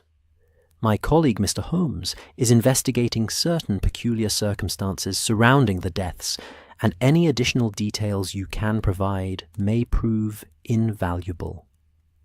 He relaxed slightly at this diplomatic approach. "Very well. I am happy to discuss the medical aspects of the cases, though I must maintain patient confidentiality regarding any information not directly relevant to their deaths."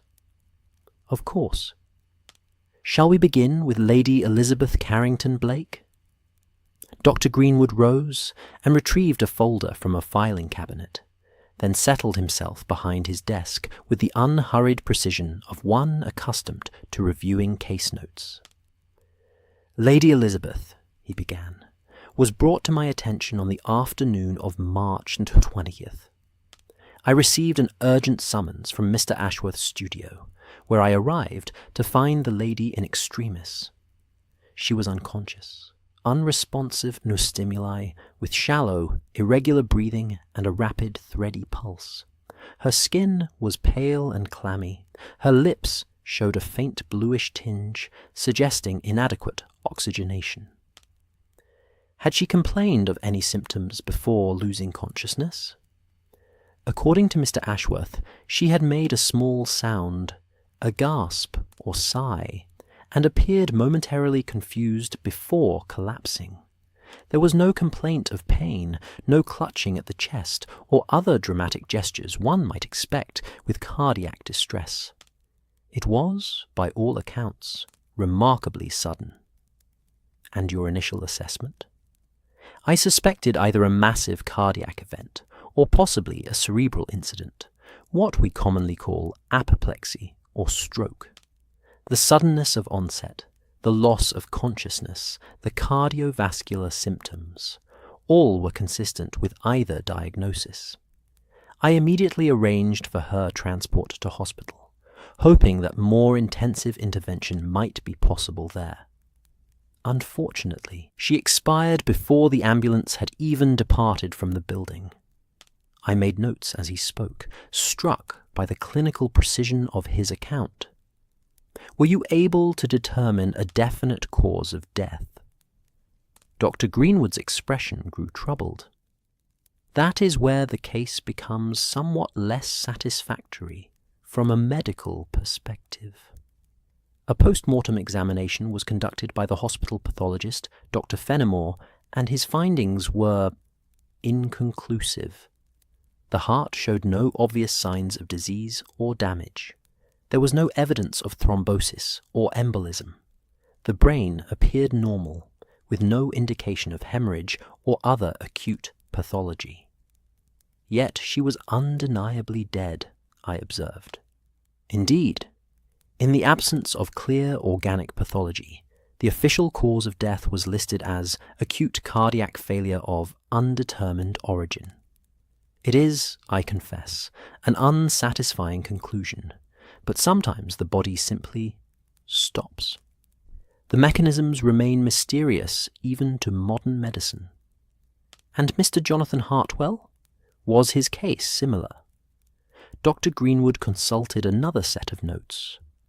Remarkably similar, in fact, which is one reason I found myself somewhat troubled when I learned of Lady Elizabeth's death. Mr. Hartwell collapsed during a portrait sitting approximately 6 weeks earlier. I was again summoned to Mr. Ashworth's studio and found much the same presentation: unconsciousness, cardiovascular compromise, rapid decline. In his case, however, there were some additional symptoms that I noted. Such as? He had complained of a headache earlier in the sitting, according to Mr. Ashworth, and I observed some degree of pupillary dilation that seemed inconsistent with simple cardiac failure. At the time, I attributed these findings to cerebral involvement, hence my diagnosis of apoplexy. The post-mortem examination in his case was less thorough, conducted by a different pathologist who noted some cerebral congestion, but nothing definitively pathological. I leaned forward, my interest intensifying. Dr. Greenwood, the pupillary dilation you noted, could it be consistent with certain types of poisoning? He frowned, clearly caught off guard by the question. Poisoning? I suppose. Yes, certain alkaloid poisons can produce mydriasis, pupillary dilation, atropine, for instance, or belladonna. But Dr. Watson, there was no indication of poisoning. Neither victim complained of the sort of symptoms one would expect. No nausea, no abdominal distress, no visible signs of toxicity. What if the poison were one that acted primarily on the nervous system?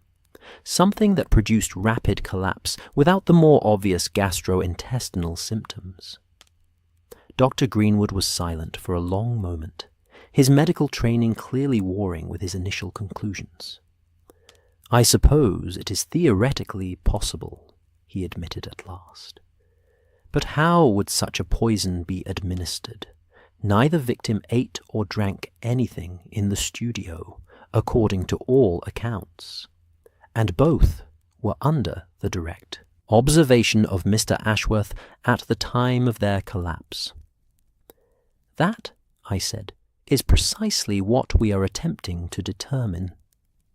Dr. Greenwood, if I were to suggest that the poison might have been inhaled, absorbed through the respiratory system rather than ingested, would that be consistent with the symptoms you observed? His eyes widened. Inhaled? You mean as a vapor or gas? Good Lord, Watson, that would be diabolically clever. Yes, certain volatile compounds could produce rapid systemic effects if inhaled in sufficient concentration, and such a method would leave little obvious trace, particularly if the pathologist were not specifically looking for evidence of inhalation poisoning. Would post-mortem examination have revealed such poisoning? Not unless specific chemical analysis was conducted. The standard post-mortem examinations in both cases focused on identifying structural pathology, physical evidence of disease or injury. Chemical analysis is expensive and time-consuming, and is only performed when there is specific reason to suspect poisoning. in cases where death appeared to be from natural causes. He trailed off, the implications clearly dawning upon him. Precisely, I said quietly. If one wished to commit murder and make it appear as natural death, what better method than to use a poison that mimics natural cardiac or cerebral events, leaves minimal trace, and would not trigger the sort of investigation that might reveal its presence? Dr. Greenwood sat back in his chair, visibly shaken. This is extraordinary, Dr. Watson. Are you telling me that both of these individuals were murdered? In an artist's studio, in broad daylight, under the nose of a witness? We believe it is a strong possibility, which is why any additional details you can provide may be crucial to our investigation, and to preventing further deaths. He thought carefully, his physician's mind now engaged with the problem from this new perspective. There was one other detail I noted in Lady Elizabeth's case that seemed odd at the time. When I examined her immediately after her collapse, I detected a faint, unusual odour. Not unpleasant exactly, but distinctive. Something slightly metallic, perhaps, or mineral in character. I attributed it to the various art materials in the studio: paints, solvents, varnishes. Such places always have characteristic smells. But in retrospect, if I had been considering the possibility of volatile poisoning, I might have paid more attention to that odour. It might have been a clue to the agent involved. Can you describe it more precisely? He closed his eyes, clearly trying to reconstruct the memory. Sweet, but with an underlying sharpness, not organic in the way that turpentine is organic, more like heated metal, perhaps, or certain minerals when they are burned or vaporized. I'm sorry, Dr. Watson, I cannot be more specific. It was very faint, and at the time I had no reason to believe it might be significant. You have been most helpful, Dr. Greenwood. One final question. Were blood samples or tissue preserved from either victim? I believe the hospital laboratory may have preserved some specimens from Lady Elizabeth. It is standard practice for unusual or unexplained deaths. I can provide you with a letter of introduction to Dr. Fenimore if you wish to examine them. That would be most helpful indeed. He wrote the letter while I waited, his hand moving with the careful precision of one accustomed to writing prescriptions and case notes. When he handed it to me, his expression was grave. Dr. Watson, if your suspicions prove correct, this is a most terrible crime. To betray the trust implicit in the artist-subject relationship, to transform the creation of beauty into an occasion for murder, it speaks to a profound moral corruption. Indeed it does, I agreed, which is why we must stop this individual before they strike again. I departed Dr. Greenwood's surgery with my mind racing. The pupillary dilation, the unusual odour, the sudden collapse with minimal warning, all were pieces of a puzzle that was beginning to take definite shape. Holmes's theory about the pigments, Miss Adler's information about Victor Castellane's expertise in paint chemistry, and now these medical details all pointed in a single, terrible direction. But I had one more call to make before returning to Baker Street. The hospital where Lady Elizabeth had died was not far, and if specimens had been preserved, Holmes would certainly wish to examine them with his superior knowledge of chemistry. The London hospital was, as always, a scene of controlled chaos. Patients being admitted, physicians making their rounds, nurses moving with purposeful efficiency through corridors that smelled of carbolic and illness. I presented Dr. Greenwood's letter to the reception desk and was directed to the pathology laboratory in the basement.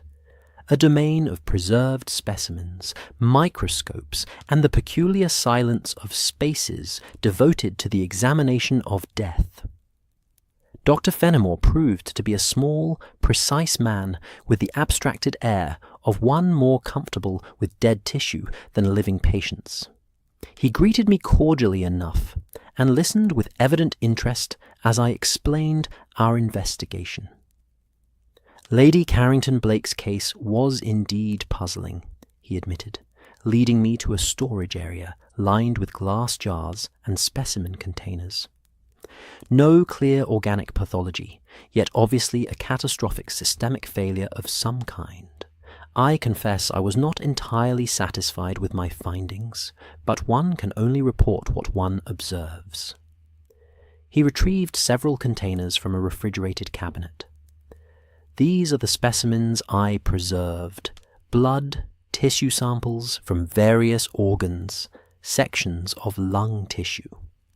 They have been properly fixed and stored. What specifically are you looking for? Evidence of poisoning by an unusual agent, possibly something volatile that was inhaled. My colleague, Mr. Sherlock Holmes, is considerably more expert in such matters than I am. Would it be possible for him to examine these specimens? Dr. Fenimore considered this request. Highly irregular, but given the circumstances, yes, I suppose it could be arranged. However, I would need to be present during any testing, and proper protocols must be followed. These specimens are evidence in what may prove to be a criminal matter.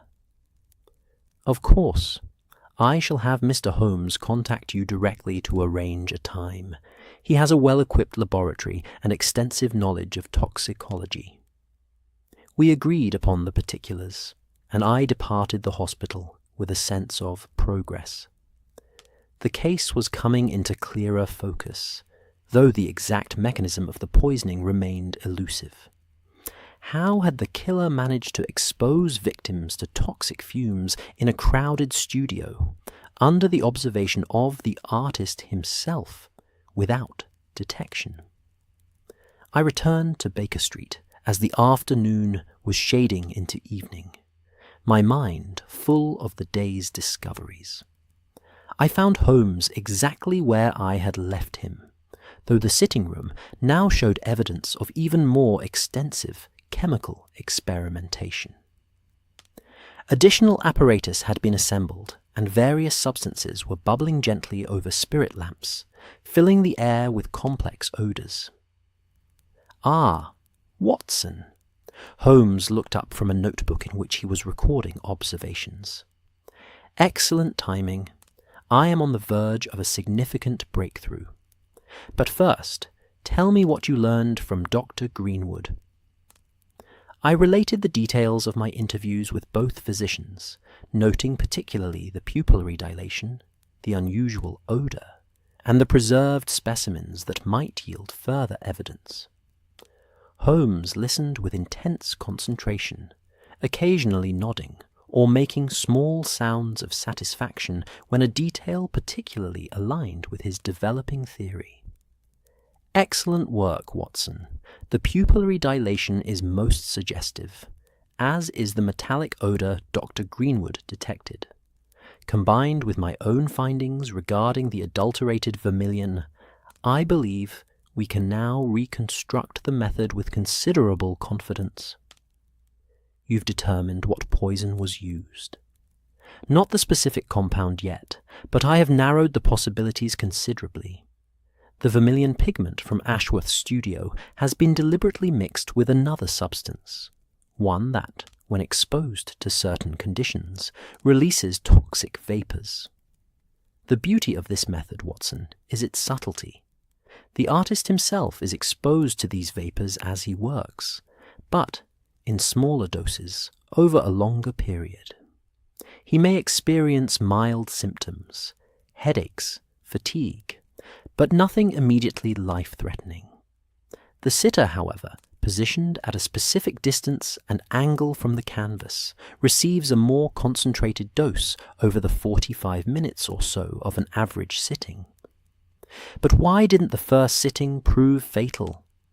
According to Ashworth, both victims attended at least 2 sittings and only died during the second. An excellent question, and one that initially puzzled me. But consider the painting process, Watson. During the first sitting, the artist is typically working on the general composition, the larger forms and shapes. Broad strokes, relatively little fine detail work.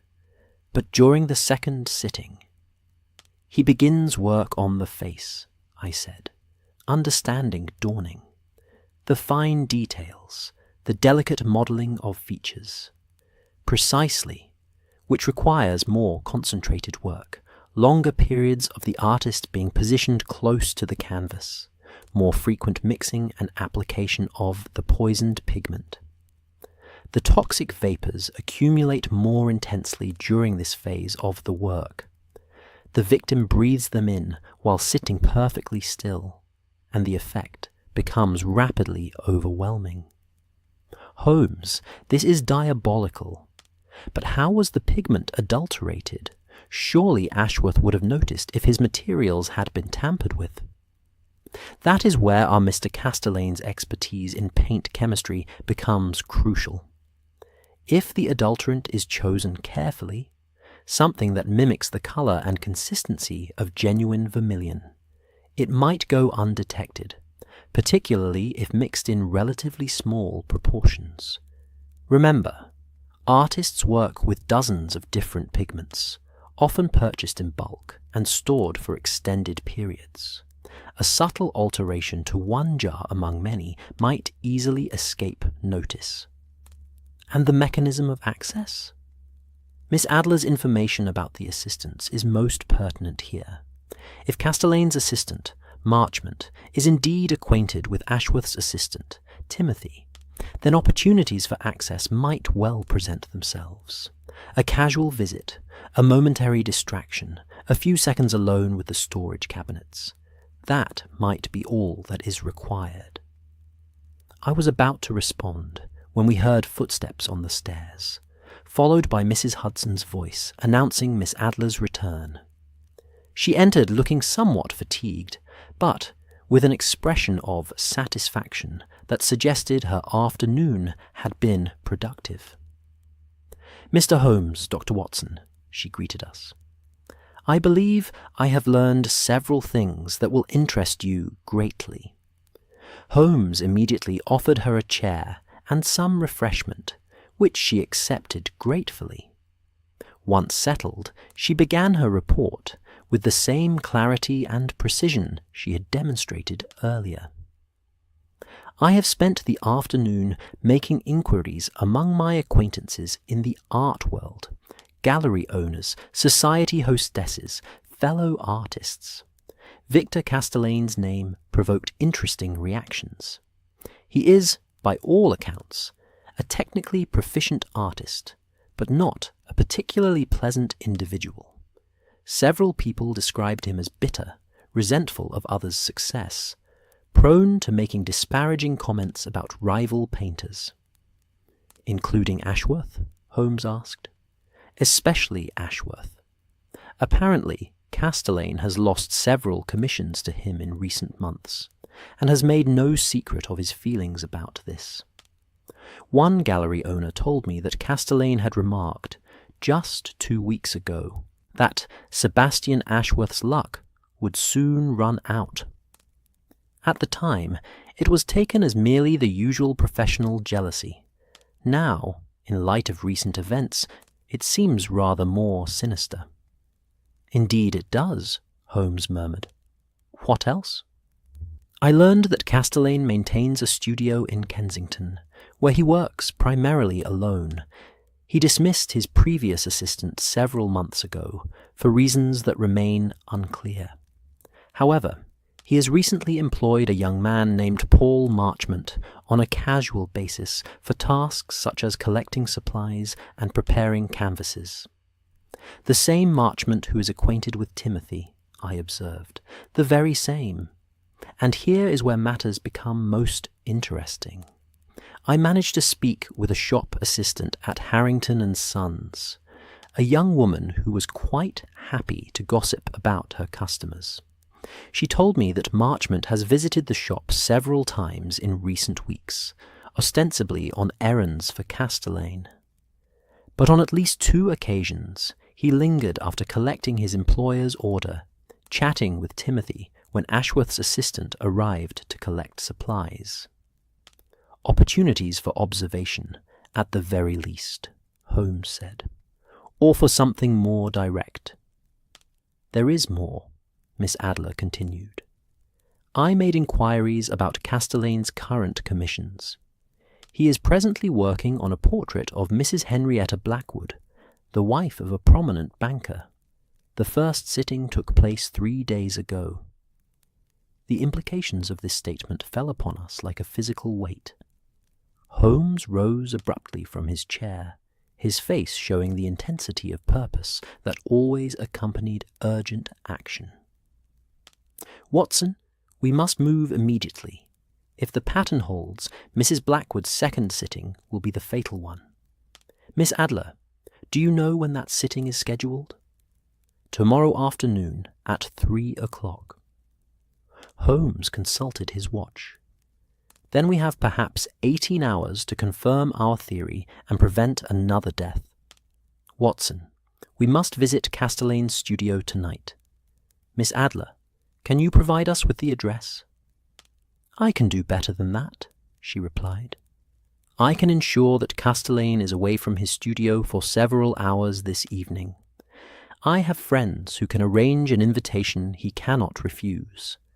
A gathering of potential patrons at a prominent gallery. His ambition will not allow him to decline such an opportunity. You are remarkable, Holmes said, and I saw genuine admiration in his eyes. How soon can this be arranged? Within the hour.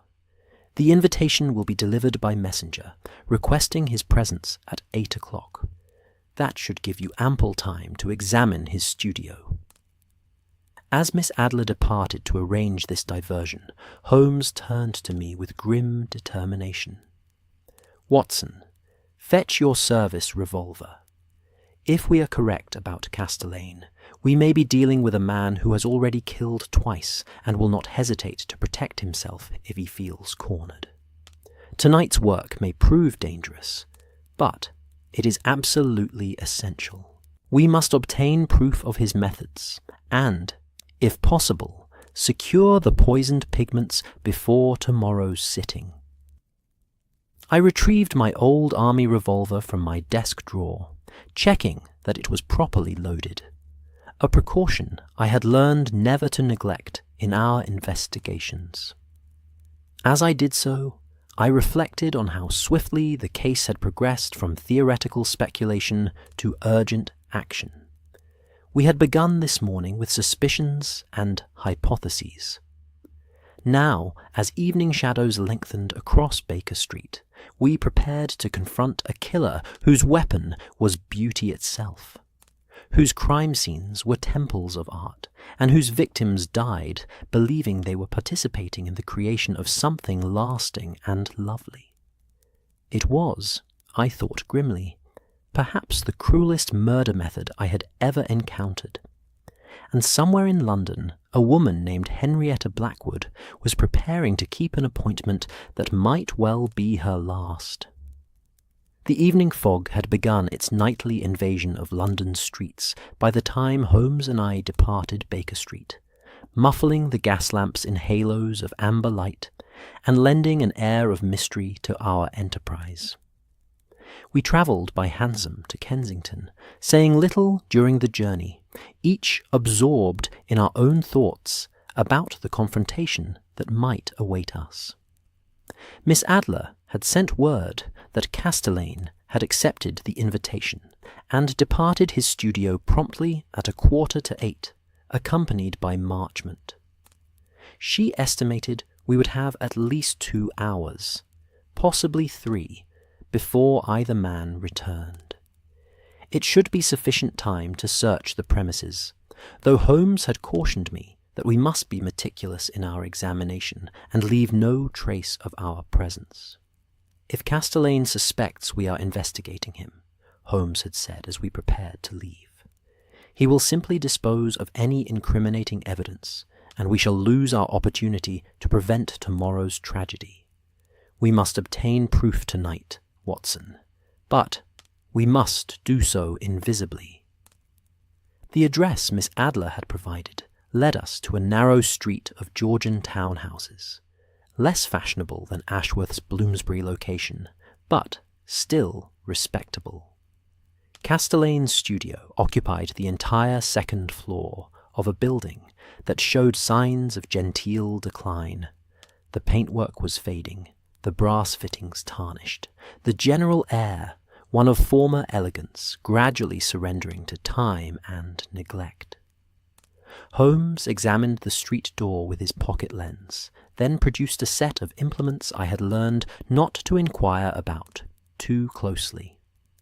Within moments, we stood in the darkened entrance hall, listening intently for any sound that might indicate the building's occupants had not all departed for the evening. Silence greeted us, the profound quiet of empty spaces that makes even one's own breathing seem intrusive. Holmes struck a match and located a gas fixture, which he lit with careful adjustment to produce only minimal illumination. "The ground floor appears to be a photographer's studio," he whispered, indicating a door marked with a professional sign. "Closed for the evening, fortunately. The stairs, Watson, and quietly, if you please." We ascended to the second floor, where an unmarked door stood closed, but, Holmes quickly determined, unlocked. He eased it open, and we slipped inside, finding ourselves in an entrance hall that led to the main studio space beyond. The contrast with Ashworth's studio was immediately apparent. Where Ashworth's workspace had been orderly, well-maintained, and possessed of a certain warmth, Casteleyn's studio felt cold and utilitarian. The same northern light would flood through the large windows during daylight hours, but the space lacked any sense of personality or comfort. The walls were bare, except for a few indifferent sketches. The furniture was sparse and functional. Even the smell was different, less the organic warmth of linseed oil and turpentine, more a sharp chemical odour that made my nostrils prickle. Holmes moved immediately to the main work table, where an array of painting materials was arranged with almost military precision. He examined each item carefully, occasionally removing something for closer inspection with his lens, or taking small samples, which he sealed in the envelopes he had brought for this purpose. I made my way to an easel that stood in the centre of the room, upon which rested a canvas covered with a cloth, presumably the portrait of Mrs. Blackwood that Miss Adler had mentioned. Carefully, I lifted the covering. The portrait showed a woman in her middle years, handsome rather than beautiful, portrayed with technical proficiency, but, as Miss Adler had suggested, lacking in warmth or genuine insight into character. It was the work of a craftsman rather than an artist, competent, but somehow lifeless. The face was perhaps 3/4 complete, the features rendered with precision but no particular sympathy. "Holmes," I called softly, "the portrait is here. He's reached the same stage with it that Ashworth had reached with his victims." Holmes joined me, studying the canvas with intense concentration. Then he leaned close and inhaled carefully, his expression growing grim. "Do you smell it, Watson? That faint, metallic sweetness? The same odour Dr. Greenwood described?" I breathed in cautiously and detected what he meant. A peculiar scent underlying the usual paint smell, something that made me instinctively want to pull away. "What is it?" I asked. I cannot be entirely certain without proper analysis, but I believe we are dealing with a mercury compound, possibly mercuric oxide or a related substance. Mercury vapor is highly toxic, Watson, and the symptoms it produces, cardiovascular collapse, neurological disruption, sudden death, are entirely consistent with what we have observed. But vermilion itself is a mercury compound, is it not? Mercury sulfide, if I recall my chemistry correctly. Indeed it is, which is precisely what makes this method so diabolically clever. Mercury sulfide is relatively stable and non-toxic in its pigment form. But if one were to adulterate it with a more volatile mercury compound, one that releases toxic vapors when exposed to heat, light, or certain solvents used in painting, the result would be a poison that activates during the painting process itself. He moved back to the work table and located a jar labeled vermilion. Opening it, he examined the contents closely, even going so far as to touch a minute amount to his tongue, a practice that never failed to alarm me, despite his assurances that he knew precisely what he was doing.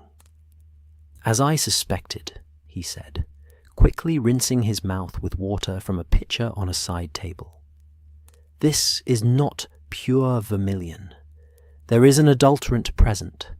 I can taste the characteristic metallic bitterness of mercury salts in a more reactive form. Watson, we have found our murder weapon. Then we must secure this evidence and prevent tomorrow's sitting, I said urgently. Indeed we must. But first, let us see if we can determine how Castelein obtained access to Ashworth's materials to perform the same adulteration there. Holmes began a systematic search of the studio, examining drawers, cabinets, and any space that might conceal documents or evidence of the crime. I assisted as best I could, though I confess my methods lacked his systematic thoroughness. It was in a locked drawer of a small desk, a lock that Holmes opened with disturbing ease, that we found the first truly damning evidence. A small notebook contained entries in what appeared to be a coded shorthand. But Holmes, with his encyclopedic knowledge of such systems, quickly began to decipher it. "Commercial transactions," he murmured, running his finger down the page. Purchases of various chemicals and materials, some from legitimate suppliers, others from sources that seem considerably less reputable. Here, March 15th. H&S delivery intercepted. Substitute prepared. M to effect exchange. Watson, this is a record of his crimes. Can you make sense of the entire code? Given time, certainly, but we haven't the leisure for a complete translation now. We must photograph these pages. I brought my pocket camera for precisely this purpose, and return everything to its exact position. While Holmes photographed the notebook's pages with the compact camera he had indeed brought, using magnesium flash powder that momentarily lit the studio with harsh brilliance, I continued searching, and soon made another discovery. A series of letters, some drafts and some received, that painted a picture of growing obsession and resentment. One draft, apparently never sent, was addressed to Sebastian Ashworth and contained vitriolic accusations of stolen commissions and undeserved success. Another, received from a gallery owner, politely declined to represent Castellan's work, noting that, while technically proficient, your portraits lack the warmth and psychological insight that current patrons demand. But it was a small card, tucked between the pages of a ledger, that provided perhaps the most chilling evidence. It bore the printed name Timothy Blackstone, apprentice artist, and a Bloomsbury address, clearly Ashworth's assistant. On the back, in a different hand, was written, "Storage room key, Tuesdays and Thursdays, noon to 1 o'clock. "Holmes, look at this. It's Timothy's card, with a note about when the storage room would be accessible." Holmes examined it carefully, his face darkening. So young Marchmont cultivated a friendship with Ashworth's assistant, learned his routines, and obtained access information. Whether Timothy was a willing accomplice or an innocent dupe remains to be seen, but this certainly suggests how the substitution of pigments was accomplished. "Surely Timothy must have noticed something amiss," I protested. "Not necessarily. If the adulterated vermilion was placed in the correct container and appeared identical to the genuine article, why would he suspect? Artists use many pigments, Watson, and unless one has reason to test each one chemically, they are taken on faith. Castellan's expertise in paint chemistry gave him the knowledge to create a perfect counterfeit." As Holmes continued his methodical documentation of the evidence, I found myself drawn back to the portrait of Mrs. Blackwood. Something about it troubled me beyond the obvious horror of knowing it was intended to be an instrument of her death. There was a quality to the paint itself, a subtle wrongness in the way certain colours sat upon the canvas. "Holmes," I said suddenly, "if Castellane has adulterated the vermilion in his own studio, isn't he exposing himself to the same toxic vapours? Why hasn't he become ill?" An excellent question, Watson, and one that occurred to me as well. The answer, I believe, lies in several factors.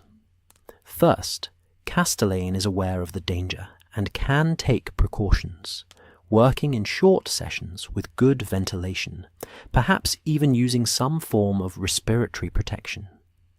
Second, the toxic effect is cumulative and concentration dependent.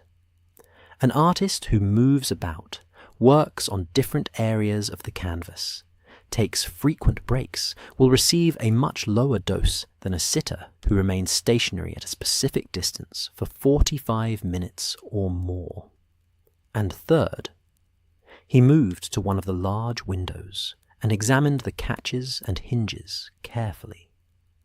Yes, as I suspected, these windows are designed to open much more widely than standard sashes, and the current settings would create excellent ventilation during daylight hours. Castellane has arranged his workspace to minimize his own exposure while maximizing the danger to his victims. "This is premeditated murder of the most calculated kind," I said, feeling a surge of anger at the cold-blooded nature of the crime. "Indeed it is. And now we must determine our next course of action. We have sufficient evidence to bring to the police, certainly, but we must also ensure that Mrs. Blackwood is not placed in danger tomorrow. Surely we can simply warn her not to attend the sitting." "We could, but consider the implications, Watson. If we warn Mrs. Blackwood and she cancels, Castellane will immediately suspect that someone has discovered his method. He will dispose of all evidence, and we will have great difficulty proving our case in court. No, we need a more subtle approach, one that protects Mrs. Blackwood while allowing us to catch Castellane in the act, so to speak." "What do you propose?" Holmes was silent for a moment, his mind clearly working through various possibilities. Then his face brightened with the expression of one who has found the solution to a complex problem. "We shall substitute Castellane's adulterated pigments with genuine vermilion before tomorrow's sitting. He will proceed as planned, believing he is exposing Mrs. Blackwood to toxic vapours. But in fact, she will be in no danger. After the sitting concludes safely, we will confront him with our evidence and the fact that his murder attempt has failed. Faced with such proof and deprived of his weapon, he will have little choice but to confess. But won't he simply claim he knew nothing about the adulteration, that someone else must have tampered with his materials? He could claim that, certainly. But we have his coded notebook, the intercepted letters, the evidence of his expertise in paint chemistry, and the clear pattern of his actions. More importantly, Watson, I suspect that when confronted with failure and exposure, a man like Castellan, vain, resentful, convinced of his own cleverness, will be unable to resist explaining precisely how he accomplished his crimes. It is a peculiarity I have observed in many criminals, the desire to have their ingenuity acknowledged, even at the cost of their freedom. The plan was audacious, but sound. We would need to obtain genuine vermilion. Holmes knew of a supplier who could provide it that very evening, and return to make the substitution. It would require 2 visits to Castellan's studio in one night, but the risk was justified by the potential to save a life while securing a conviction. We spent another 20 minutes ensuring that we had documented everything of significance, and that we left no trace of our presence. Holmes was meticulous about returning every item to its exact position, even going so far as to measure the angle at which certain objects had been placed on the work table. As we prepared to depart, I took one last look around the studio. It was a cold, joyless space, the workspace of a man who had all the technical skills of an artist, but none of the soul. How many hours had Castellan spent here, nursing his grievances, plotting his terrible revenge on those he perceived as more successful? How had professional jealousy transformed into something so monstrous? "Come, Watson," Holmes said quietly. "We have learned what we need to know. Now we must act quickly to prevent tomorrow's tragedy and bring this sorry affair to its conclusion." We descended the stairs as silently as we had climbed them, extinguished the gaslight, and slipped out into the foggy night. The street was deserted, the nearby houses showing only occasional lights in upper windows. We walked briskly to the corner where we could hail a cab, both of us alert for any sign that our presence had been detected. To Davies and Son, chemical suppliers, on Tottenham Court Road, Holmes instructed the cabman. "And quickly, if you please. We have urgent business." As we rattled through the fog-shrouded streets, I reflected on the extraordinary nature of the case. It had begun with 2 apparently natural deaths, and evolved into something far more sinister. A calculated campaign of murder using the very tools and materials of artistic creation. The killer had exploited not only his technical knowledge, but also the trust and routines of the artistic community, turning beauty into a weapon and creative spaces into death chambers. "Holmes," I said, breaking the silence, "if we are successful tonight and tomorrow, what will become of Sebastian Ashworth? His reputation has been severely damaged by these deaths, even though he bears no responsibility for them." "I have given that matter some thought," Holmes replied. "Once Castellan is exposed and the true nature of the crimes revealed, I believe Ashworth's reputation will be restored, perhaps even enhanced. He will be seen as the innocent victim of a rival's malicious scheme, which may generate considerable sympathy and support. Moreover, the revelation of such an unusual murder method will attract significant attention. Your eventual account of the case will help to establish the truth of the matter." "You assume I will write an account. My dear Watson, you are already composing it in your mind. I can see it in your expression, that peculiar abstraction that indicates you are mentally arranging events into narrative form. The adventure of the crimson portrait, perhaps, or the case of the poisoned pigments." I smiled despite the gravity of the situation. You know me too well, Holmes. As you know me, my friend, it is the privilege of long association and genuine friendship. We arrived at Davies & Son to find the establishment still open, catering to those whose chemical requirements could not wait for normal business hours. Holmes was evidently well known there, for the elderly proprietor greeted him by name and showed no surprise at the lateness of the visit. "Mr. Holmes, always a pleasure. What can we provide for you this evening?"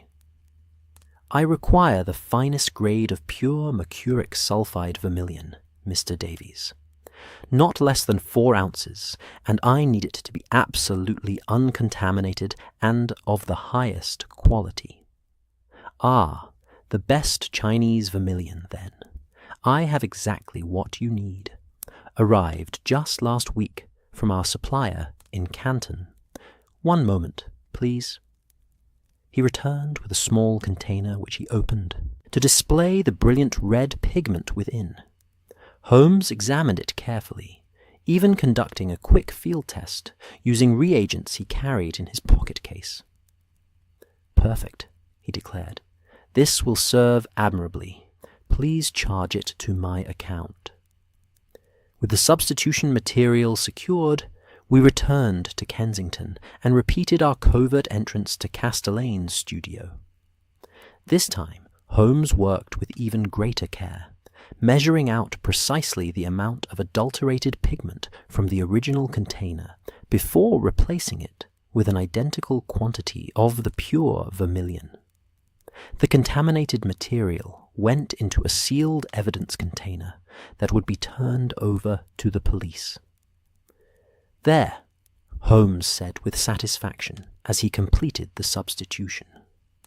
"Tomorrow afternoon, Mrs. Blackwood will sit for her portrait in perfect safety, while Castelaine believes he is conducting his 3rd murder. And when the sitting concludes without incident, his confusion, and then his fear, will be most instructive to observe." We departed the studio for the 2nd time that evening, having left everything exactly as we had found it. The fog had thickened during our absence, and the journey back to Baker Street took us through streets transformed into mysterious corridors of vapour and shadow.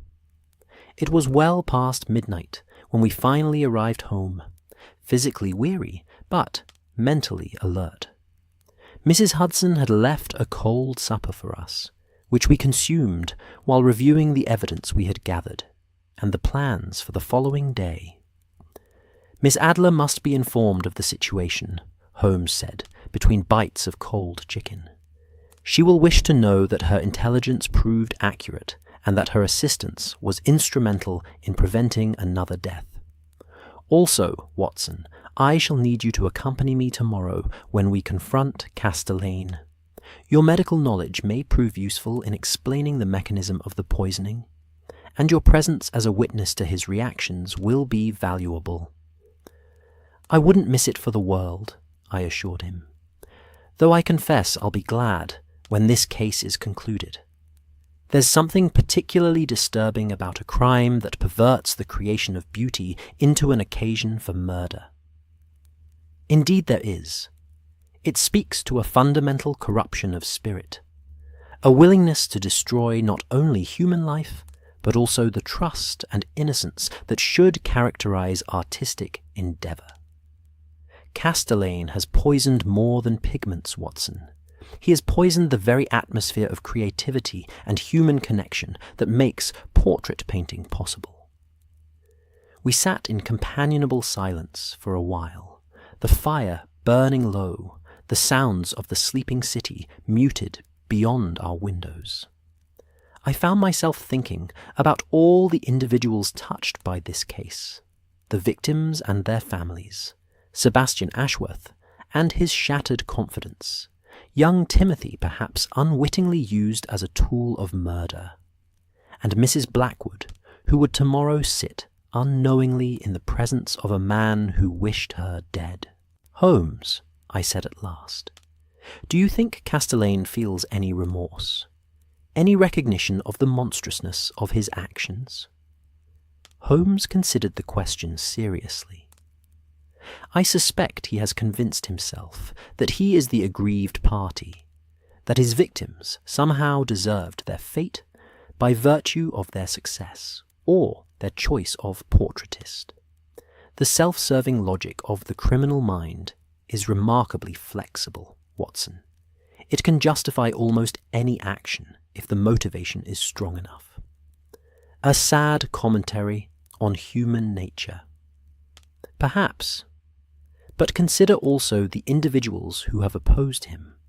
Ashworth maintaining his integrity despite terrible circumstances. Miss Adler using her knowledge to assist justice. Young Timothy continuing his work despite tragedy. Human nature encompasses both the worst and the best of impulses. Our task is simply to ensure that the worst impulses face consequences. With that philosophical observation, we retired to our respective rooms. I lay awake for some time, my mind too active for immediate sleep, contemplating the events of the evening and the confrontation that awaited us on the morrow. Tomorrow, Victor Castellane would attempt his third murder, unaware that his weapon had been neutralized and his crimes discovered. Tomorrow, we would see whether Holmes's prediction about the criminal mind proved accurate. And tomorrow, one way or another, the adventure of the Crimson Portrait would reach its conclusion.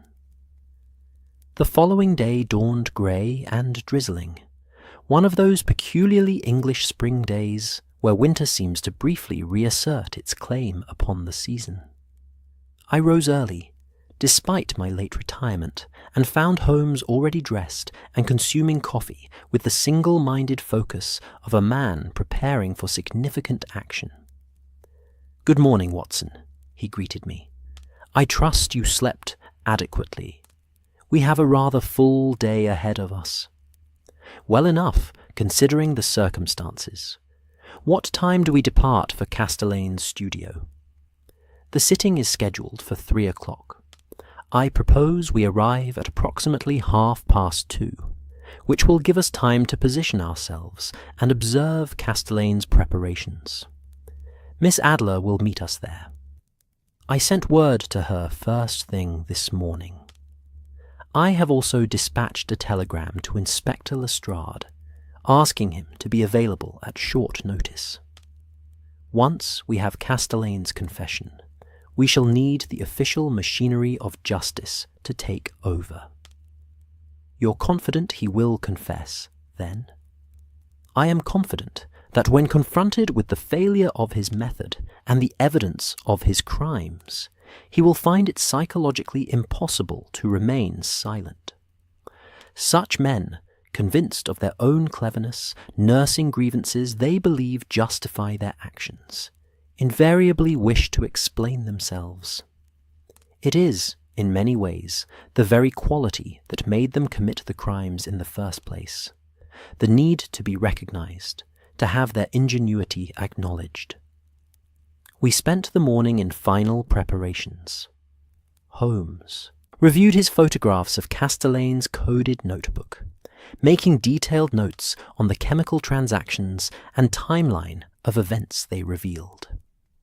I occupied myself with writing up my medical observations from Dr. Greenwood's account and Dr. Fenimore's specimens, creating a comprehensive record that might prove useful in any subsequent legal proceedings.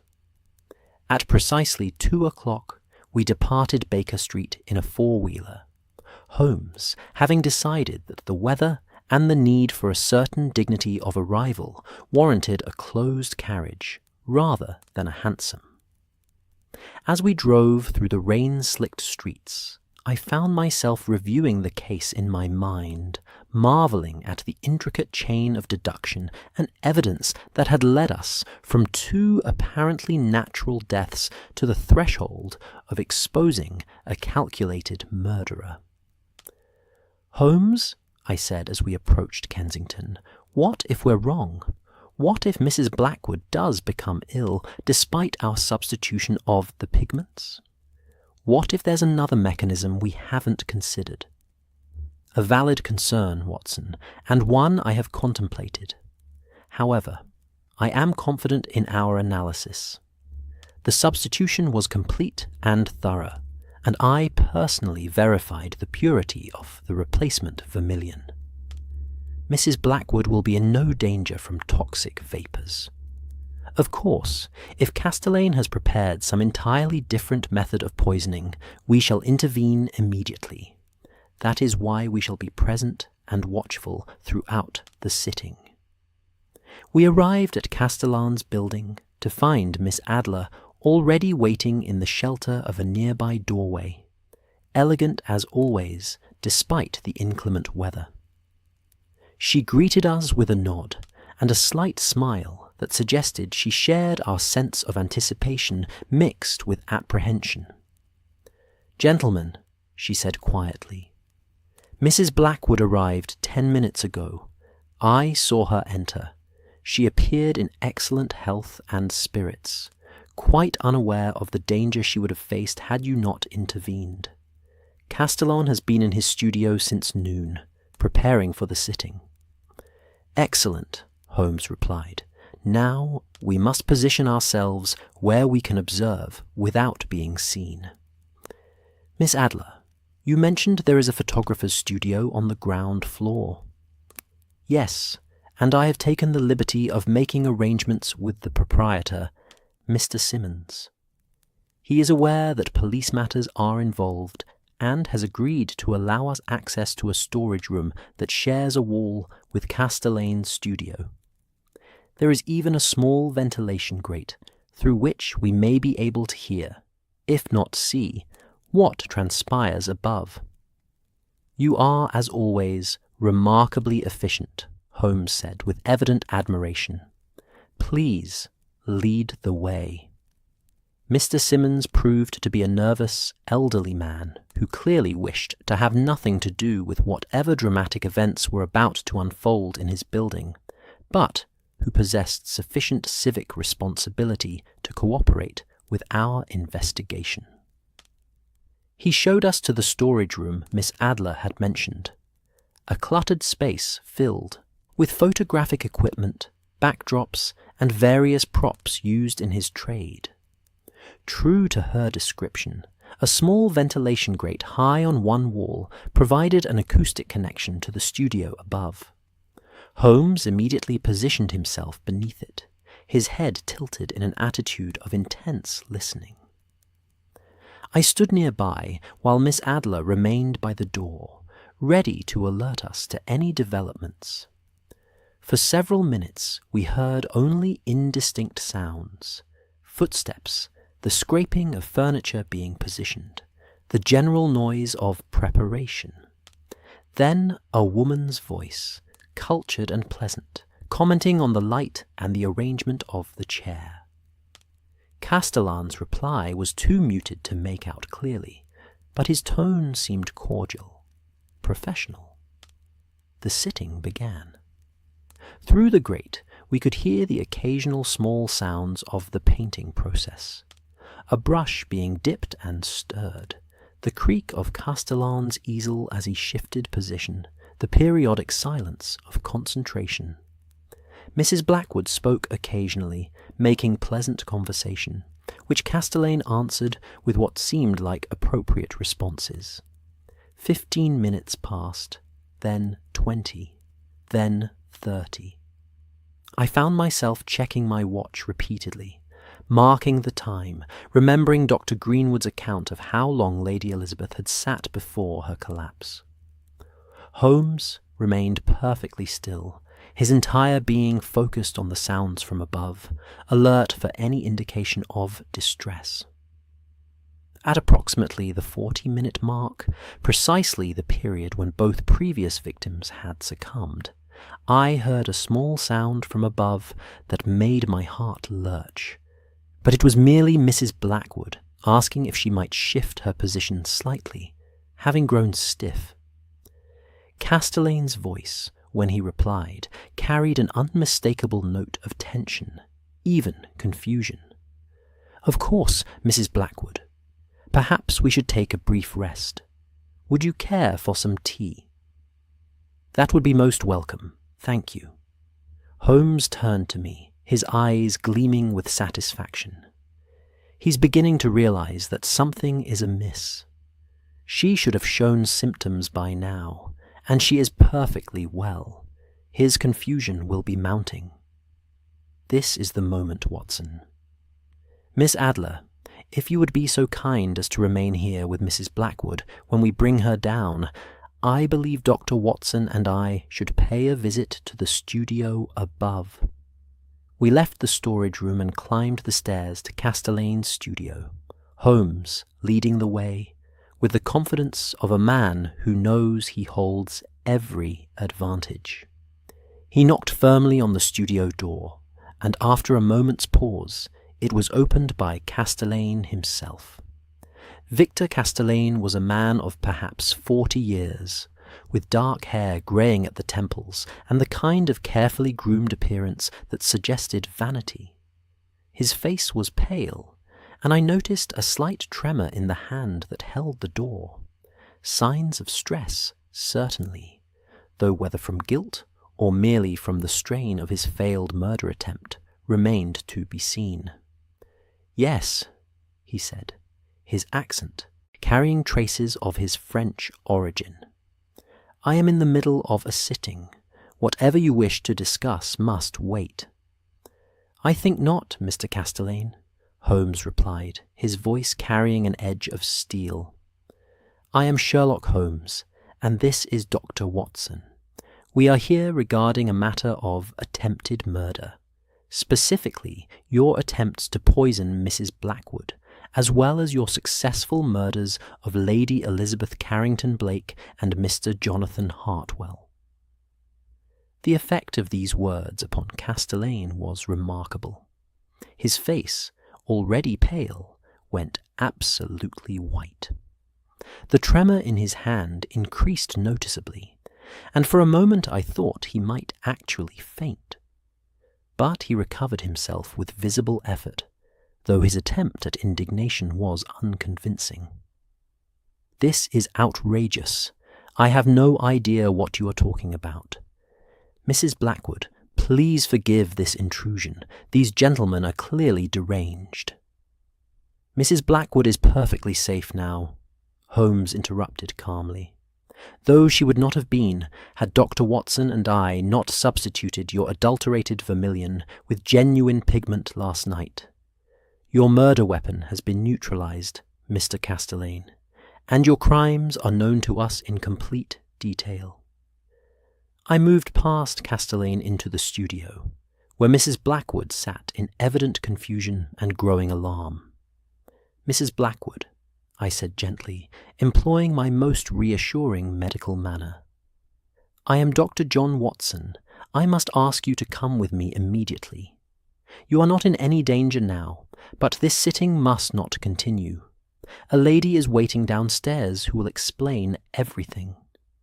She rose, clearly bewildered, but responding to the authority in my voice and manner.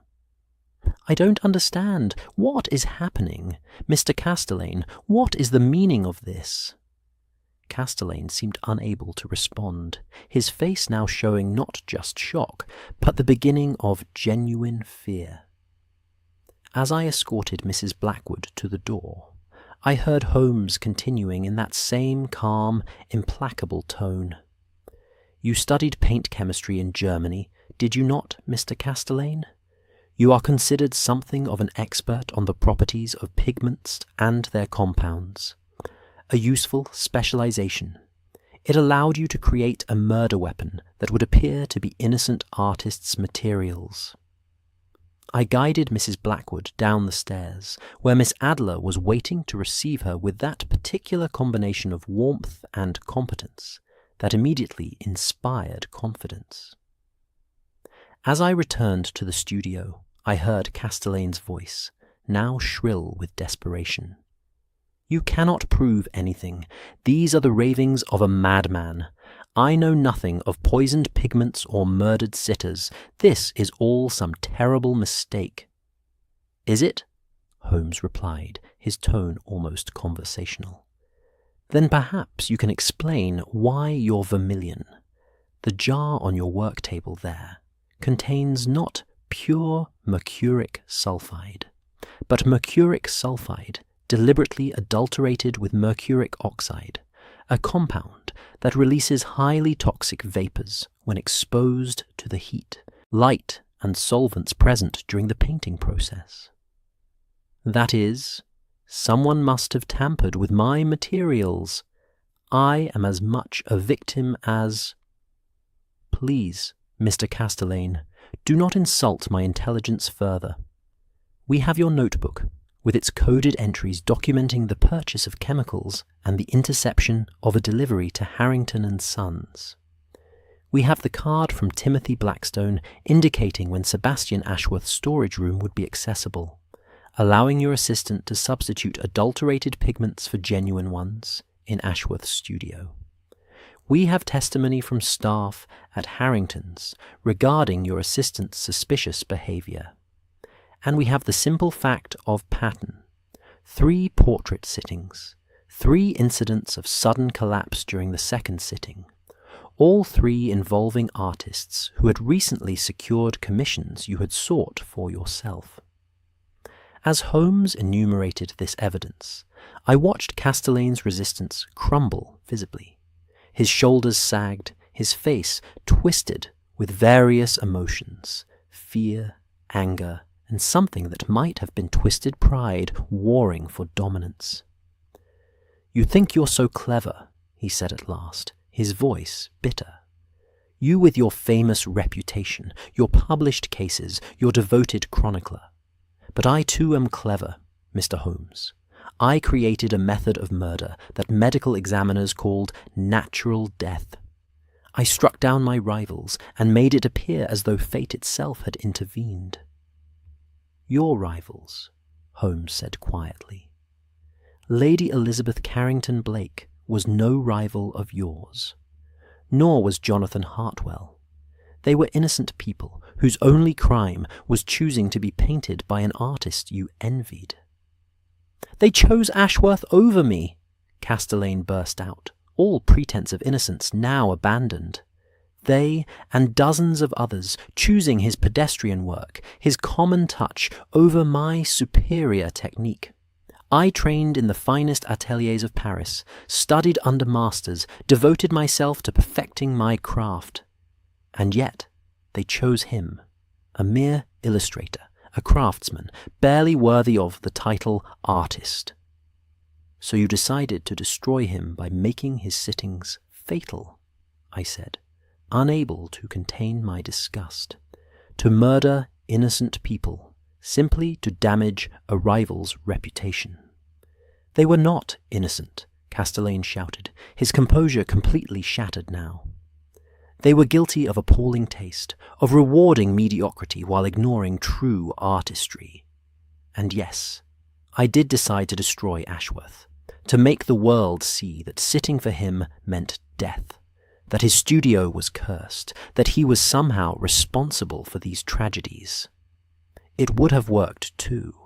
He would have been ruined, his clients would have fled, and I would have been there to receive the commissions that should have been mine all along." "You speak of your technical cleverness," Holmes observed, his voice carrying a note of contempt. I rarely heard him direct at anyone. "Yet you failed to consider the most basic element of your crime, that true cleverness is not merely technical but moral. You had the knowledge to commit murder invisibly, but you lacked the wisdom to see that your grievances did not justify such actions, that your wounded vanity was not worth the lives of innocent people." Castelain laughed, a harsh, bitter sound. "Morality. You speak to me of morality. What is moral about a world that rewards the pedestrian and ignores the exceptional? What is just about a society that values charm and accessibility over true artistry? I merely corrected the errors of an unjust world, Mr. Holmes. I removed obstacles and created opportunities for genuine talent. My talent to receive its due recognition. You murdered 2 people and attempted to murder a third, I said flatly. There is no philosophy, no justification that can transform those acts into anything other than what they are. The crimes of a vain, bitter man who valued his own success above human life. At this moment, we heard footsteps on the stairs, and Inspector Lestrade appeared in the doorway, accompanied by 2 uniformed constables. Holmes must have sent word for him to come at a predetermined time, confident that a confession would be obtained. "Mr. Holmes," Lestrade said, taking in the scene with his experienced eye, "I trust I haven't arrived prematurely." "Your timing is, as always, impeccable, Lestrade. Allow me to present Mr. Victor Castelaine, who has just obligingly confessed to the murders of Lady Elizabeth Carrington Blake and Mr. Jonathan Hartwell, as well as the attempted murder of Mrs. Henrietta Blackwood. The evidence is comprehensive, and the confession complete. I believe you will find this one of the more straightforward arrests of your career." Lestrade nodded to his constables, who moved forward to take Castellan into custody. The artist, or should I say, the murderer, seemed to have exhausted his emotional reserves. He offered no resistance as the handcuffs were applied, merely standing with a kind of defeated resignation that was somehow more disturbing than his earlier vehemence. "The vermilion," Holmes said, indicating the jar on the work table. "That is the murder weapon, Inspector. Dr. Watson and I substituted pure pigment for the adulterated compound last night, which is why Mrs. Blackwood survived her sitting. The original contaminated material has been preserved as evidence. You will also find in Mr. Castelaine's desk a notebook detailing his crimes, as well as correspondence that establishes motive and opportunity." "Very thorough, Mr. Holmes," Lestrade said with genuine appreciation, "though I confess I don't entirely understand the mechanism of the poisoning." "Mercury vapor," I explained. "Mr. Castelaine adulterated genuine vermilion pigment, which is relatively safe, with a more volatile mercury compound that releases toxic fumes when exposed to the conditions present during oil painting. The sitter, positioned at a specific distance and remaining still for an extended period, inhales a concentrated dose of these vapors, leading to acute mercury poisoning that mimics cardiac failure or stroke." "Diabolical," Lestrade muttered. "Using the very process of creating art as a means of murder. I've seen many clever crimes, but this is among the most cold-blooded." As the constables prepared to escort Castelaine from the studio, he suddenly turned back to Holmes, his face showing a desperate need for some kind of recognition, even from the man who had exposed him. "You must admit, Mr. Holmes, that the method was ingenious. To commit murder in plain sight, to use materials that appear entirely innocent, to create a poison that activates through the very act of painting. Surely you can appreciate the intellectual accomplishment, even if you condemn the application?" Holmes regarded him with an expression that combined pity and distaste. "I appreciate ingenuity when it is applied to worthy purposes, Mr. Castelaine. The application of intelligence to the destruction of human life is not worthy. It is merely pathetic.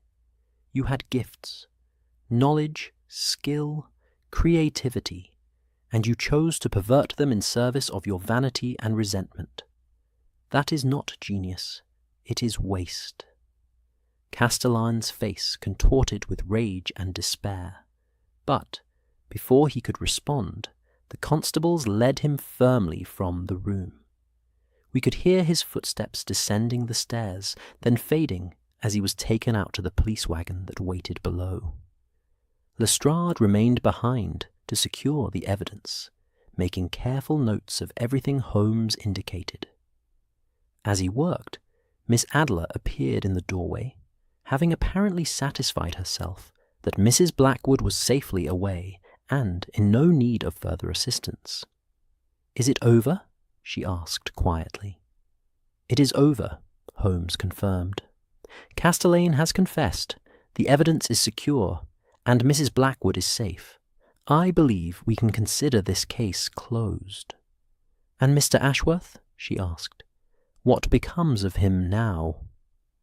"Once the facts of the case become public, as they inevitably will through the trial, his reputation will be restored. He will be seen as the innocent victim of a rival's malicious scheme. Indeed, I suspect he may find himself receiving more commissions than ever, as people are drawn by the notoriety of the case and the vindication of his innocence." "A silver lining, at least," Miss Adler observed, "though I imagine the memory of those deaths in his studio will haunt him for some time." "Undoubtedly.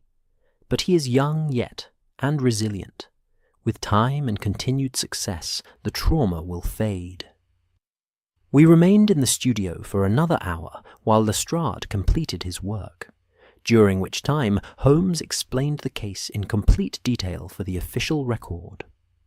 When at last we emerged into the late afternoon, the rain had stopped and pale sunlight was breaking through the clouds.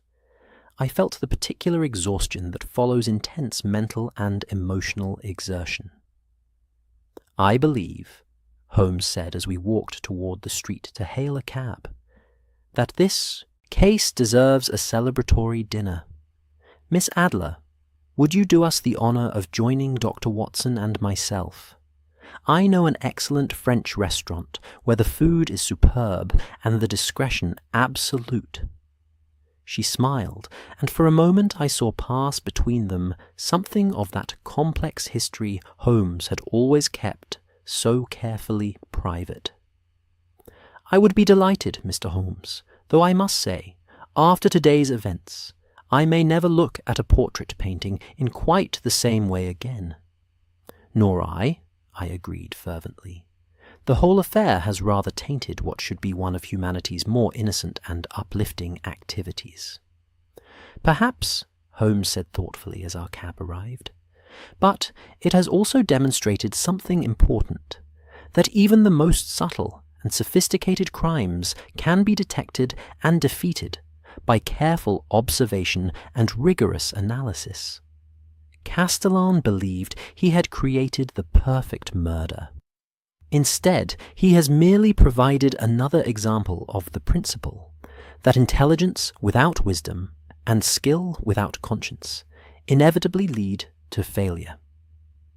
As we drove through the evening streets toward our dinner engagement, I found myself reflecting on the case and its implications. How close we had come to another death. If Holmes had not pursued his chemical analysis, if Miss Adler hadn't provided crucial intelligence about the art world's rivalries, if any one of a dozen small details had been overlooked, Mrs. Blackwood would now be dead and Castelaine free to continue his terrible campaign. It was a sobering thought, and one that reinforced my conviction that Holmes's work, our work, was not merely an intellectual exercise, but a genuine service to society, preventing tragedies and bringing to justice those who would prey upon the innocent. The adventure of the Crimson Portrait had reached its conclusion, and justice, though delayed, had ultimately prevailed. And so I return, as I sit here by my study fire on this quiet October evening, to the present moment, to the act of recording these memories in the pages of this journal, to the contemplation of all that the case of the Crimson Portrait taught me about human nature, about justice, and about the peculiar friendship that has defined so much of my life. The trial of Victor Castelaine took place some 3 months after his arrest, and it proved to be one of the more sensational criminal proceedings of that year. The courtroom was packed daily with artists, society figures, and the merely curious, all drawn by the macabre novelty of a murder method that had turned beauty into death, and transformed the intimate act of portraiture into an occasion for calculated killing. Holmes, of course, was the star witness, presenting his evidence with that characteristic combination of precision and dramatic flair that made even the most technical testimony compelling. I watched from the gallery as he explained the chemistry of mercury compounds, demonstrated how the adulteration would have appeared invisible to the naked eye, and reconstructed the timeline of Castellane's crimes with inexorable logic. The jury sat transfixed, occasionally glancing at the defendant with expressions of horror and fascination. Castellane himself seemed to have retreated into a kind of bitter silence. Gone was the vehement pride in his own cleverness that he had displayed when first confronted with his crimes. In its place was a cold, withdrawn demeanour, the manner of a man who had gambled everything on a grand scheme and lost. He offered no defence beyond a formal plea of not guilty, which his solicitor presented with obvious reluctance, knowing the evidence was overwhelming. The verdict, when it came, surprised no one. Guilty on 2 counts of murder and 1 of attempted murder. The sentence was death by hanging, later commuted to life imprisonment owing to certain technical legal arguments I confess I did not entirely follow. Castellane was transported to Dartmoor, where I understand he remains to this day, painting mediocre landscapes for the prison authorities and nursing his grievances in solitude. But it is not Castellane who occupies my thoughts this evening as the fire burns low and the October wind rattles my windows. Rather, it is the others touched by this case, the victims and the survivors, and what their stories reveal about the terrible fragility of human life, and the equally remarkable resilience of the human spirit. I called upon Sebastian Ashworth some weeks after the trial concluded, finding him in his Bloomsbury studio, looking considerably healthier than when I had first met him. The pallor and trembling had been replaced by a cautious optimism, and the studio itself seemed somehow lighter, as though a shadow had been lifted from it. "Dr. Watson," he greeted me warmly, "how kind of you to visit. I wanted to write to you and Mr. Holmes to express my gratitude, but somehow letters seemed inadequate to the task." "No thanks are necessary," I assured him. "We were simply doing what needed to be done. Nevertheless, you saved my reputation, possibly my sanity, and certainly prevented another death. I find myself in your debt in ways I cannot possibly repay." We spoke for some time about the aftermath of the case. As Holmes had predicted, the public revelation of Castellane's scheme had indeed restored Ashworth's reputation, and more than restored it. He had received numerous commissions in the weeks following the trial, including several from prominent families who wished, as he put it, with wry humour, to be painted by the artist who survived a murderer's campaign. "I confess I find the notoriety somewhat distasteful," he admitted, "but I am grateful for the work. And more than that, I am grateful to be able to paint again without the shadow of those deaths hanging over me. For weeks after Lady Elizabeth died, I would approach the canvas with actual dread, wondering if somehow the act of painting itself had become cursed. To know that it was Castellane's deliberate malice, not some mysterious curse or fault in my own methods, there is relief in that knowledge, even as I mourn the victims." "And young Timothy?" I asked. "How has he fared through all of this?" Ashworth's expression grew troubled. Poor lad! He was devastated to learn that his friendship with Marchmont had been exploited, that he had been used as an unwitting tool in murder, The guilt has weighed heavily on him, though I have repeatedly assured him that he bears no responsibility. He could not have known Marchmont's true intentions, nor suspected that simple information about studio routines could be used for such terrible purposes. Is he continuing his apprenticeship? He is, though I confess there were times when I feared he might abandon art altogether. But he has shown remarkable fortitude. Just last week, he told me that he wishes to become not just a painter, but someone who can help protect the integrity of artists' materials, to study the chemistry of pigments so that such adulteration might be more easily detected in the future. I believe he wishes to transform his guilt into something constructive. I found this deeply moving, the young man's determination to create meaning from tragedy, to ensure that the deaths he had unwittingly facilitated wouldn't be entirely without purpose. It spoke to a resilience of spirit that our world too often overlooks in its rush to assign blame and move on to the next sensation. Before I departed, Ashworth showed me his current work, a portrait of an elderly gentleman, painted with evident skill and that quality of warmth and psychological insight that Castellane's technically perfect but soulless work had always lacked. As I looked at it, I found myself thinking about the nature of true artistry, how it requires not just technical proficiency, but genuine empathy, a willingness to see and honor the humanity of one's subject. "You know," Ashworth said quietly as we stood before the canvas, "Castelaine was right about one thing, even if he was monstrously wrong in how he acted on it. The world does sometimes reward mediocrity over excellence, charm over substance.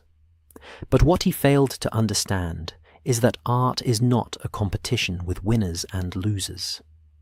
Each honest work, each genuine attempt to capture something true about human experience, has value, regardless of whether it receives the most prestigious commissions or the highest prices. His bitterness poisoned not just his pigments, but his entire understanding of what it means to be an artist."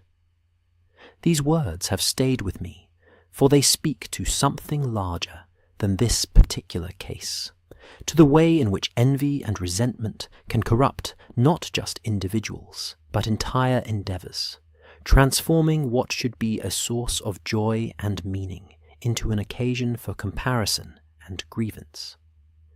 I also maintained contact with Mrs. Henrietta Blackwood, the woman whose life we had saved by our timely intervention. She wrote to me several times in the months following the trial, and I eventually called upon her at her home in Belgravia to discuss the aftermath of her near-death experience. She proved to be a woman of considerable intelligence and composure, qualities that had served her well in processing the knowledge that she had sat, all unknowing, in the presence of a man actively attempting to murder her. "The strangest part," she told me over tea in her elegantly appointed drawing room, "is how ordinary it all seemed at the time. I sat in that chair, making pleasant conversation, watching Mr. Castelaine paint, and I felt nothing unusual, no sense of danger, no premonition of evil. It was simply a portrait sitting, slightly tedious as such things can be, but nothing more. And yet I was breathing in poison, coming within minutes of the death that claimed Lady Elizabeth. It has made me think differently about the nature of danger, Dr. Watson.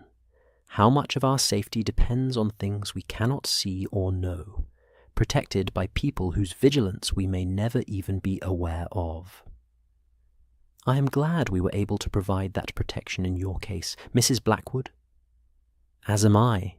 But it has also made me wonder about all the other dangers we navigate unknowingly, the accidents that almost happen but don't, the illnesses we avoid by chance, the malicious intentions that are thwarted before they can reach us.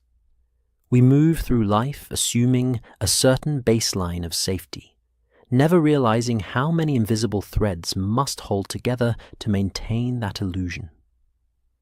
Her philosophical perspective on her experience struck me as remarkably mature. Many people, confronted with such knowledge, would have been paralyzed by fear or anger. Mrs. Blackwood, instead, had found in it an occasion for deeper reflection on the nature of existence itself, the precariousness of life, and the necessity of gratitude for the protections we enjoy, both known and unknown. She told me that she had not abandoned her plan to have a portrait painted, though she had understandably decided to employ a different artist. Sebastian Ashworth, with characteristic generosity, had recommended several colleagues he trusted, and she had ultimately commissioned one of them to create the portrait originally intended as a gift for her husband. "I refuse to let Castellane's evil rob me of the experience," she said firmly. "Portrait painting is a beautiful tradition, an attempt to capture something essential about a person and preserve it for future generations. To abandon that, because of one twisted individual, would be to grant him a victory he does not deserve." As for Irene Adler, or Miss Adler, as she consistently insisted on being called, she departed London shortly after the trial concluded, returning to the continental life she had been leading before this case drew her back to England.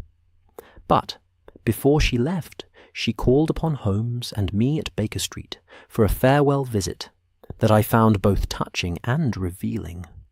Holmes received her with evident pleasure, though he maintained his characteristic reserve.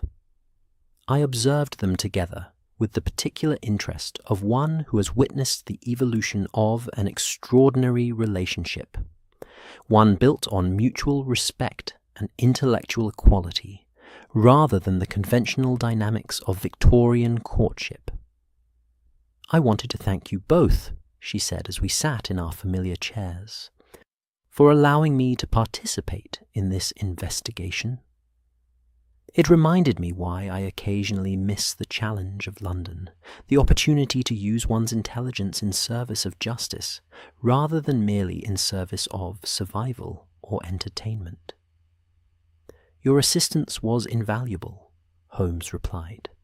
"Without your knowledge of the art world and your intelligence about Castelaine, we might not have identified the perpetrator in time to save Mrs. Blackwood. You have our gratitude, Miss Adler." She smiled, and I saw in that smile something of the complex history between them, a history I suspected neither would ever fully articulate, but which added depth and poignancy to their every interaction. "Tell me, Mr. Holmes," she said after a moment, "what did you think of Castelaine's argument, his claim that the world's failure to properly recognize his superior talent somehow justified his actions?" Holmes considered the question seriously. "I think he confused technical proficiency with artistic vision and external validation with internal worth.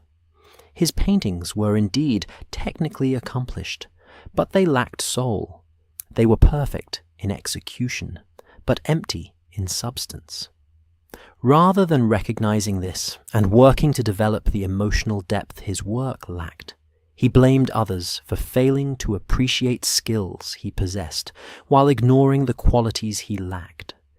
It is a common failing among the merely clever.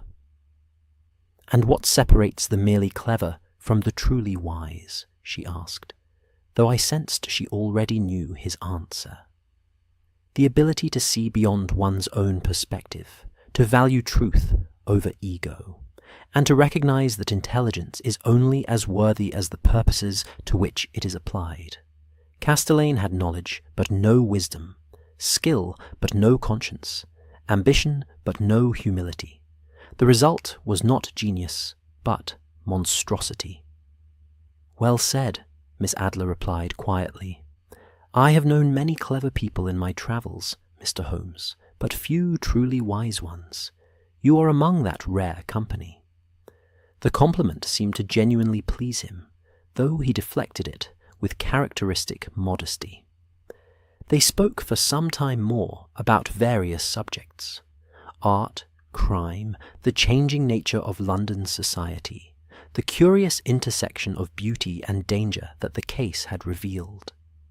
I mostly listened, content to observe two remarkable minds in conversation, finding pleasure in their evident enjoyment of one another's company. When she finally rose to depart, Holmes walked her to the door, a courtesy he rarely extended to visitors. I saw them exchange a few quiet words at the threshold, too soft for me to hear, and then she was gone, leaving behind only the faint scent of her perfume and the memory of her remarkable presence. Holmes returned to his chair and sat in silence for several minutes, staring into the fire with an expression I could not quite read. Finally, he spoke without looking at me. "She is singular, Watson. In a world that too often rewards conformity and punishes independence, she has created a life entirely on her own terms. I find that admirable." "As do I agreed. "Do you think you'll see her again?" "Perhaps. Or perhaps not. But that is the nature of such connections, is it not? They exist whether or not they are actively maintained, a permanent alteration in the landscape of one's life." It was, I reflected, as close as Holmes ever came to acknowledging emotional attachment, to admitting that another person had claimed a place in his carefully guarded inner world. I was honoured that he had shared even this much with me, and I knew better than to press for more. The months have passed since then, the seasons turning from spring through summer into this present autumn. The case of the Crimson Portrait has receded into memory, joining the long catalogue of investigations that have filled our years together. And yet it lingers in my mind with particular vividness, for reasons I have only recently begun to fully understand. I think it is because the case touched on something fundamental about the human experience, the way in which beauty and horror, creation and destruction can exist in such intimate proximity. Castelline used the materials and methods of art to commit murder, transforming spaces of creativity into chambers of death. It was a perversion not just of chemistry, but of human purpose, a corruption of the impulse to create and preserve that stands at the heart of civilization itself. But the case also revealed the opposite truth, that dedication, intelligence, and moral courage can identify and defeat even the most subtle evil. Holmes's methodical investigation, Miss Adler's strategic intelligence, my own medical knowledge, even young Timothy's innocent cooperation that was later transformed into determination to prevent future crimes. All of these combined to stop a killer and protect the innocent. There is something profoundly reassuring in this, particularly as I grow older and more aware of my own mortality. We cannot prevent all tragedies, cannot save all victims, cannot right all wrongs. But we can try. We can bring our skills and knowledge to bear against injustice, can refuse to accept the convenient lie when the difficult truth remains to be uncovered, can stand in defense of those who cannot defend themselves. This, I think, is what my long association with Sherlock Holmes has taught me above all else, that individual action matters, that the application of reason and courage to the problems of the world can make a genuine difference, that we need not be passive witnesses to evil, but can be active, opponents of it.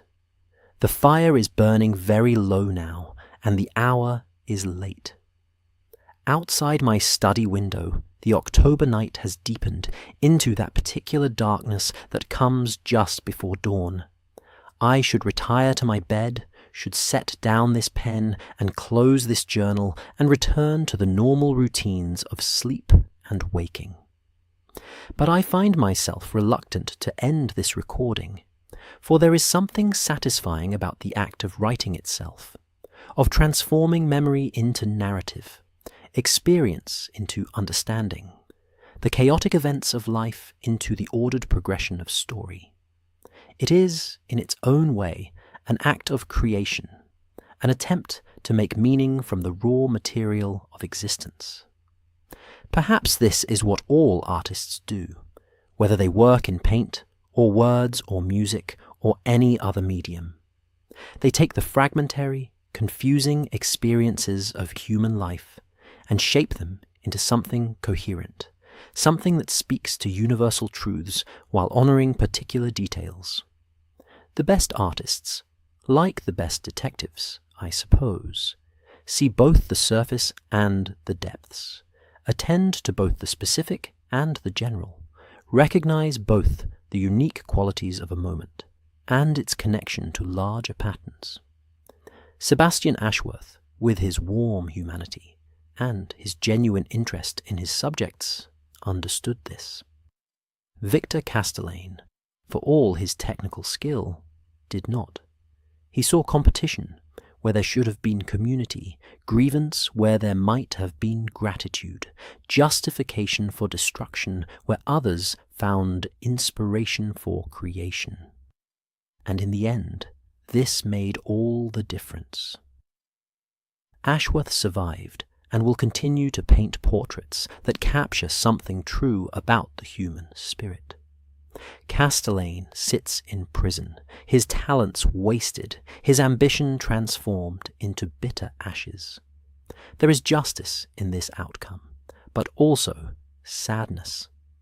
What might Castelein have accomplished if he had learned humility, if he had channeled his knowledge and skill toward worthy purposes, if he had understood that recognition matters less than integrity, that external validation matters less than internal growth? We shall never know. And that, too, is part of the tragedy. Not just the lives he took, but the life he wasted, the person he might have become but chose not to be. I find my thoughts turning, as they so often do at the end of a case, to Holmes himself, to the nature of our friendship and what it has meant to me over these many years. We are different men, he and I, with different temperaments and different gifts.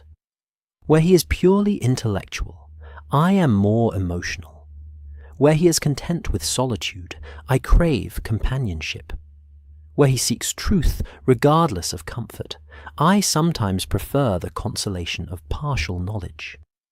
And yet, we have formed a partnership that has enriched both our lives, a friendship that has survived danger, disagreement, and the inevitable friction that comes from long association.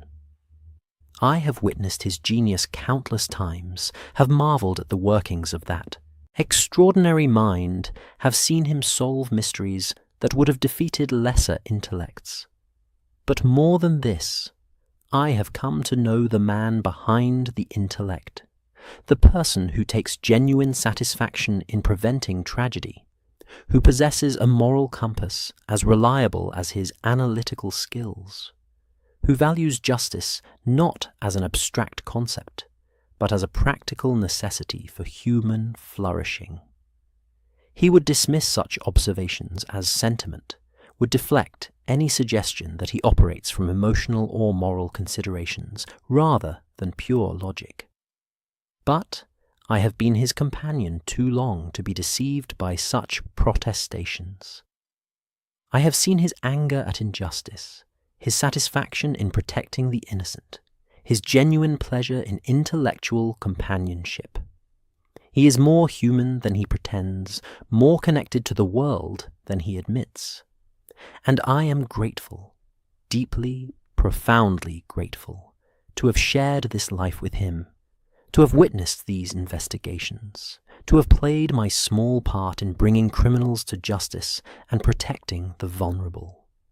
When I am gone, and these journals are all that remain of our adventures together, I hope that readers will understand not just the cleverness of the solutions, but the moral purpose that motivated our efforts. We did not solve crimes merely as intellectual exercises, did not pursue criminals simply to demonstrate superior reasoning. We did these things because they needed to be done, because innocent people deserved protection, because evil, left unchallenged, will flourish and spread. This was our purpose, our shared mission, the thing that bound us together across all our differences and through all our years of partnership. And if the case of the Crimson Portrait demonstrated anything, it is that this work matters, that the application of intelligence and courage to the problems of injustice can save lives, restore reputations, and prevent tragedies. Not always, perhaps. Not in every case. But often enough to make the effort worthwhile. Often enough to justify the late nights and the dangers and the ceaseless vigil against the darkness that is always seeking to encroach upon the light. The fire has gone to embers now, and the first light of dawn is beginning to show at the edges of my curtains. It is time, at last, to set down this pen and close this journal, to return to the world of waking action after these hours of contemplation and remembrance. But I am glad I took this time to record the case in full, to reflect on its meanings and implications, to honour the memory of those who died and those who survived, to acknowledge the complexity of human nature that the case revealed. For we are all, in the end, mixtures of light and shadow, capable of both creation and destruction, driven by motives we do not always understand toward ends we cannot always foresee. The difference between the virtuous and the vicious is not the absence of difficult emotions. Envy, resentment, ambition all exist in most human hearts, but what we choose to do with those emotions, how we allow them to shape our actions and define our characters. Victor Castellane chose to let his bitterness poison not just pigments, but his entire soul, transforming his gifts into weapons and his art into a vehicle for murder. Sebastian Ashworth chose to persist in his craft despite tragedy and accusation, to maintain his integrity in the face of suspicion, to create beauty despite the shadow that had fallen across his studio. We all face such choices, in ways large and small, throughout our lives. The cumulative effect of these choices determines not just our individual fates, but the character of the world we create together. May we choose wisely. May we choose with courage. And may we always remember that beauty and goodness are worth defending, even, especially, in a world where they are sometimes under assault. These are the lessons of the Crimson Portrait, the truths I take from that strange case into the remainder of my days. And now, as the dawn breaks fully over London and a new day begins, I close this journal with gratitude for the life I have lived, the friendship I have known, and the small part I have been privileged to play in the eternal struggle between darkness and light. The case is closed, the story is told. And tomorrow brings new challenges, new mysteries, new opportunities to serve justice and protect the innocent. But that, as they say, is a story for another day.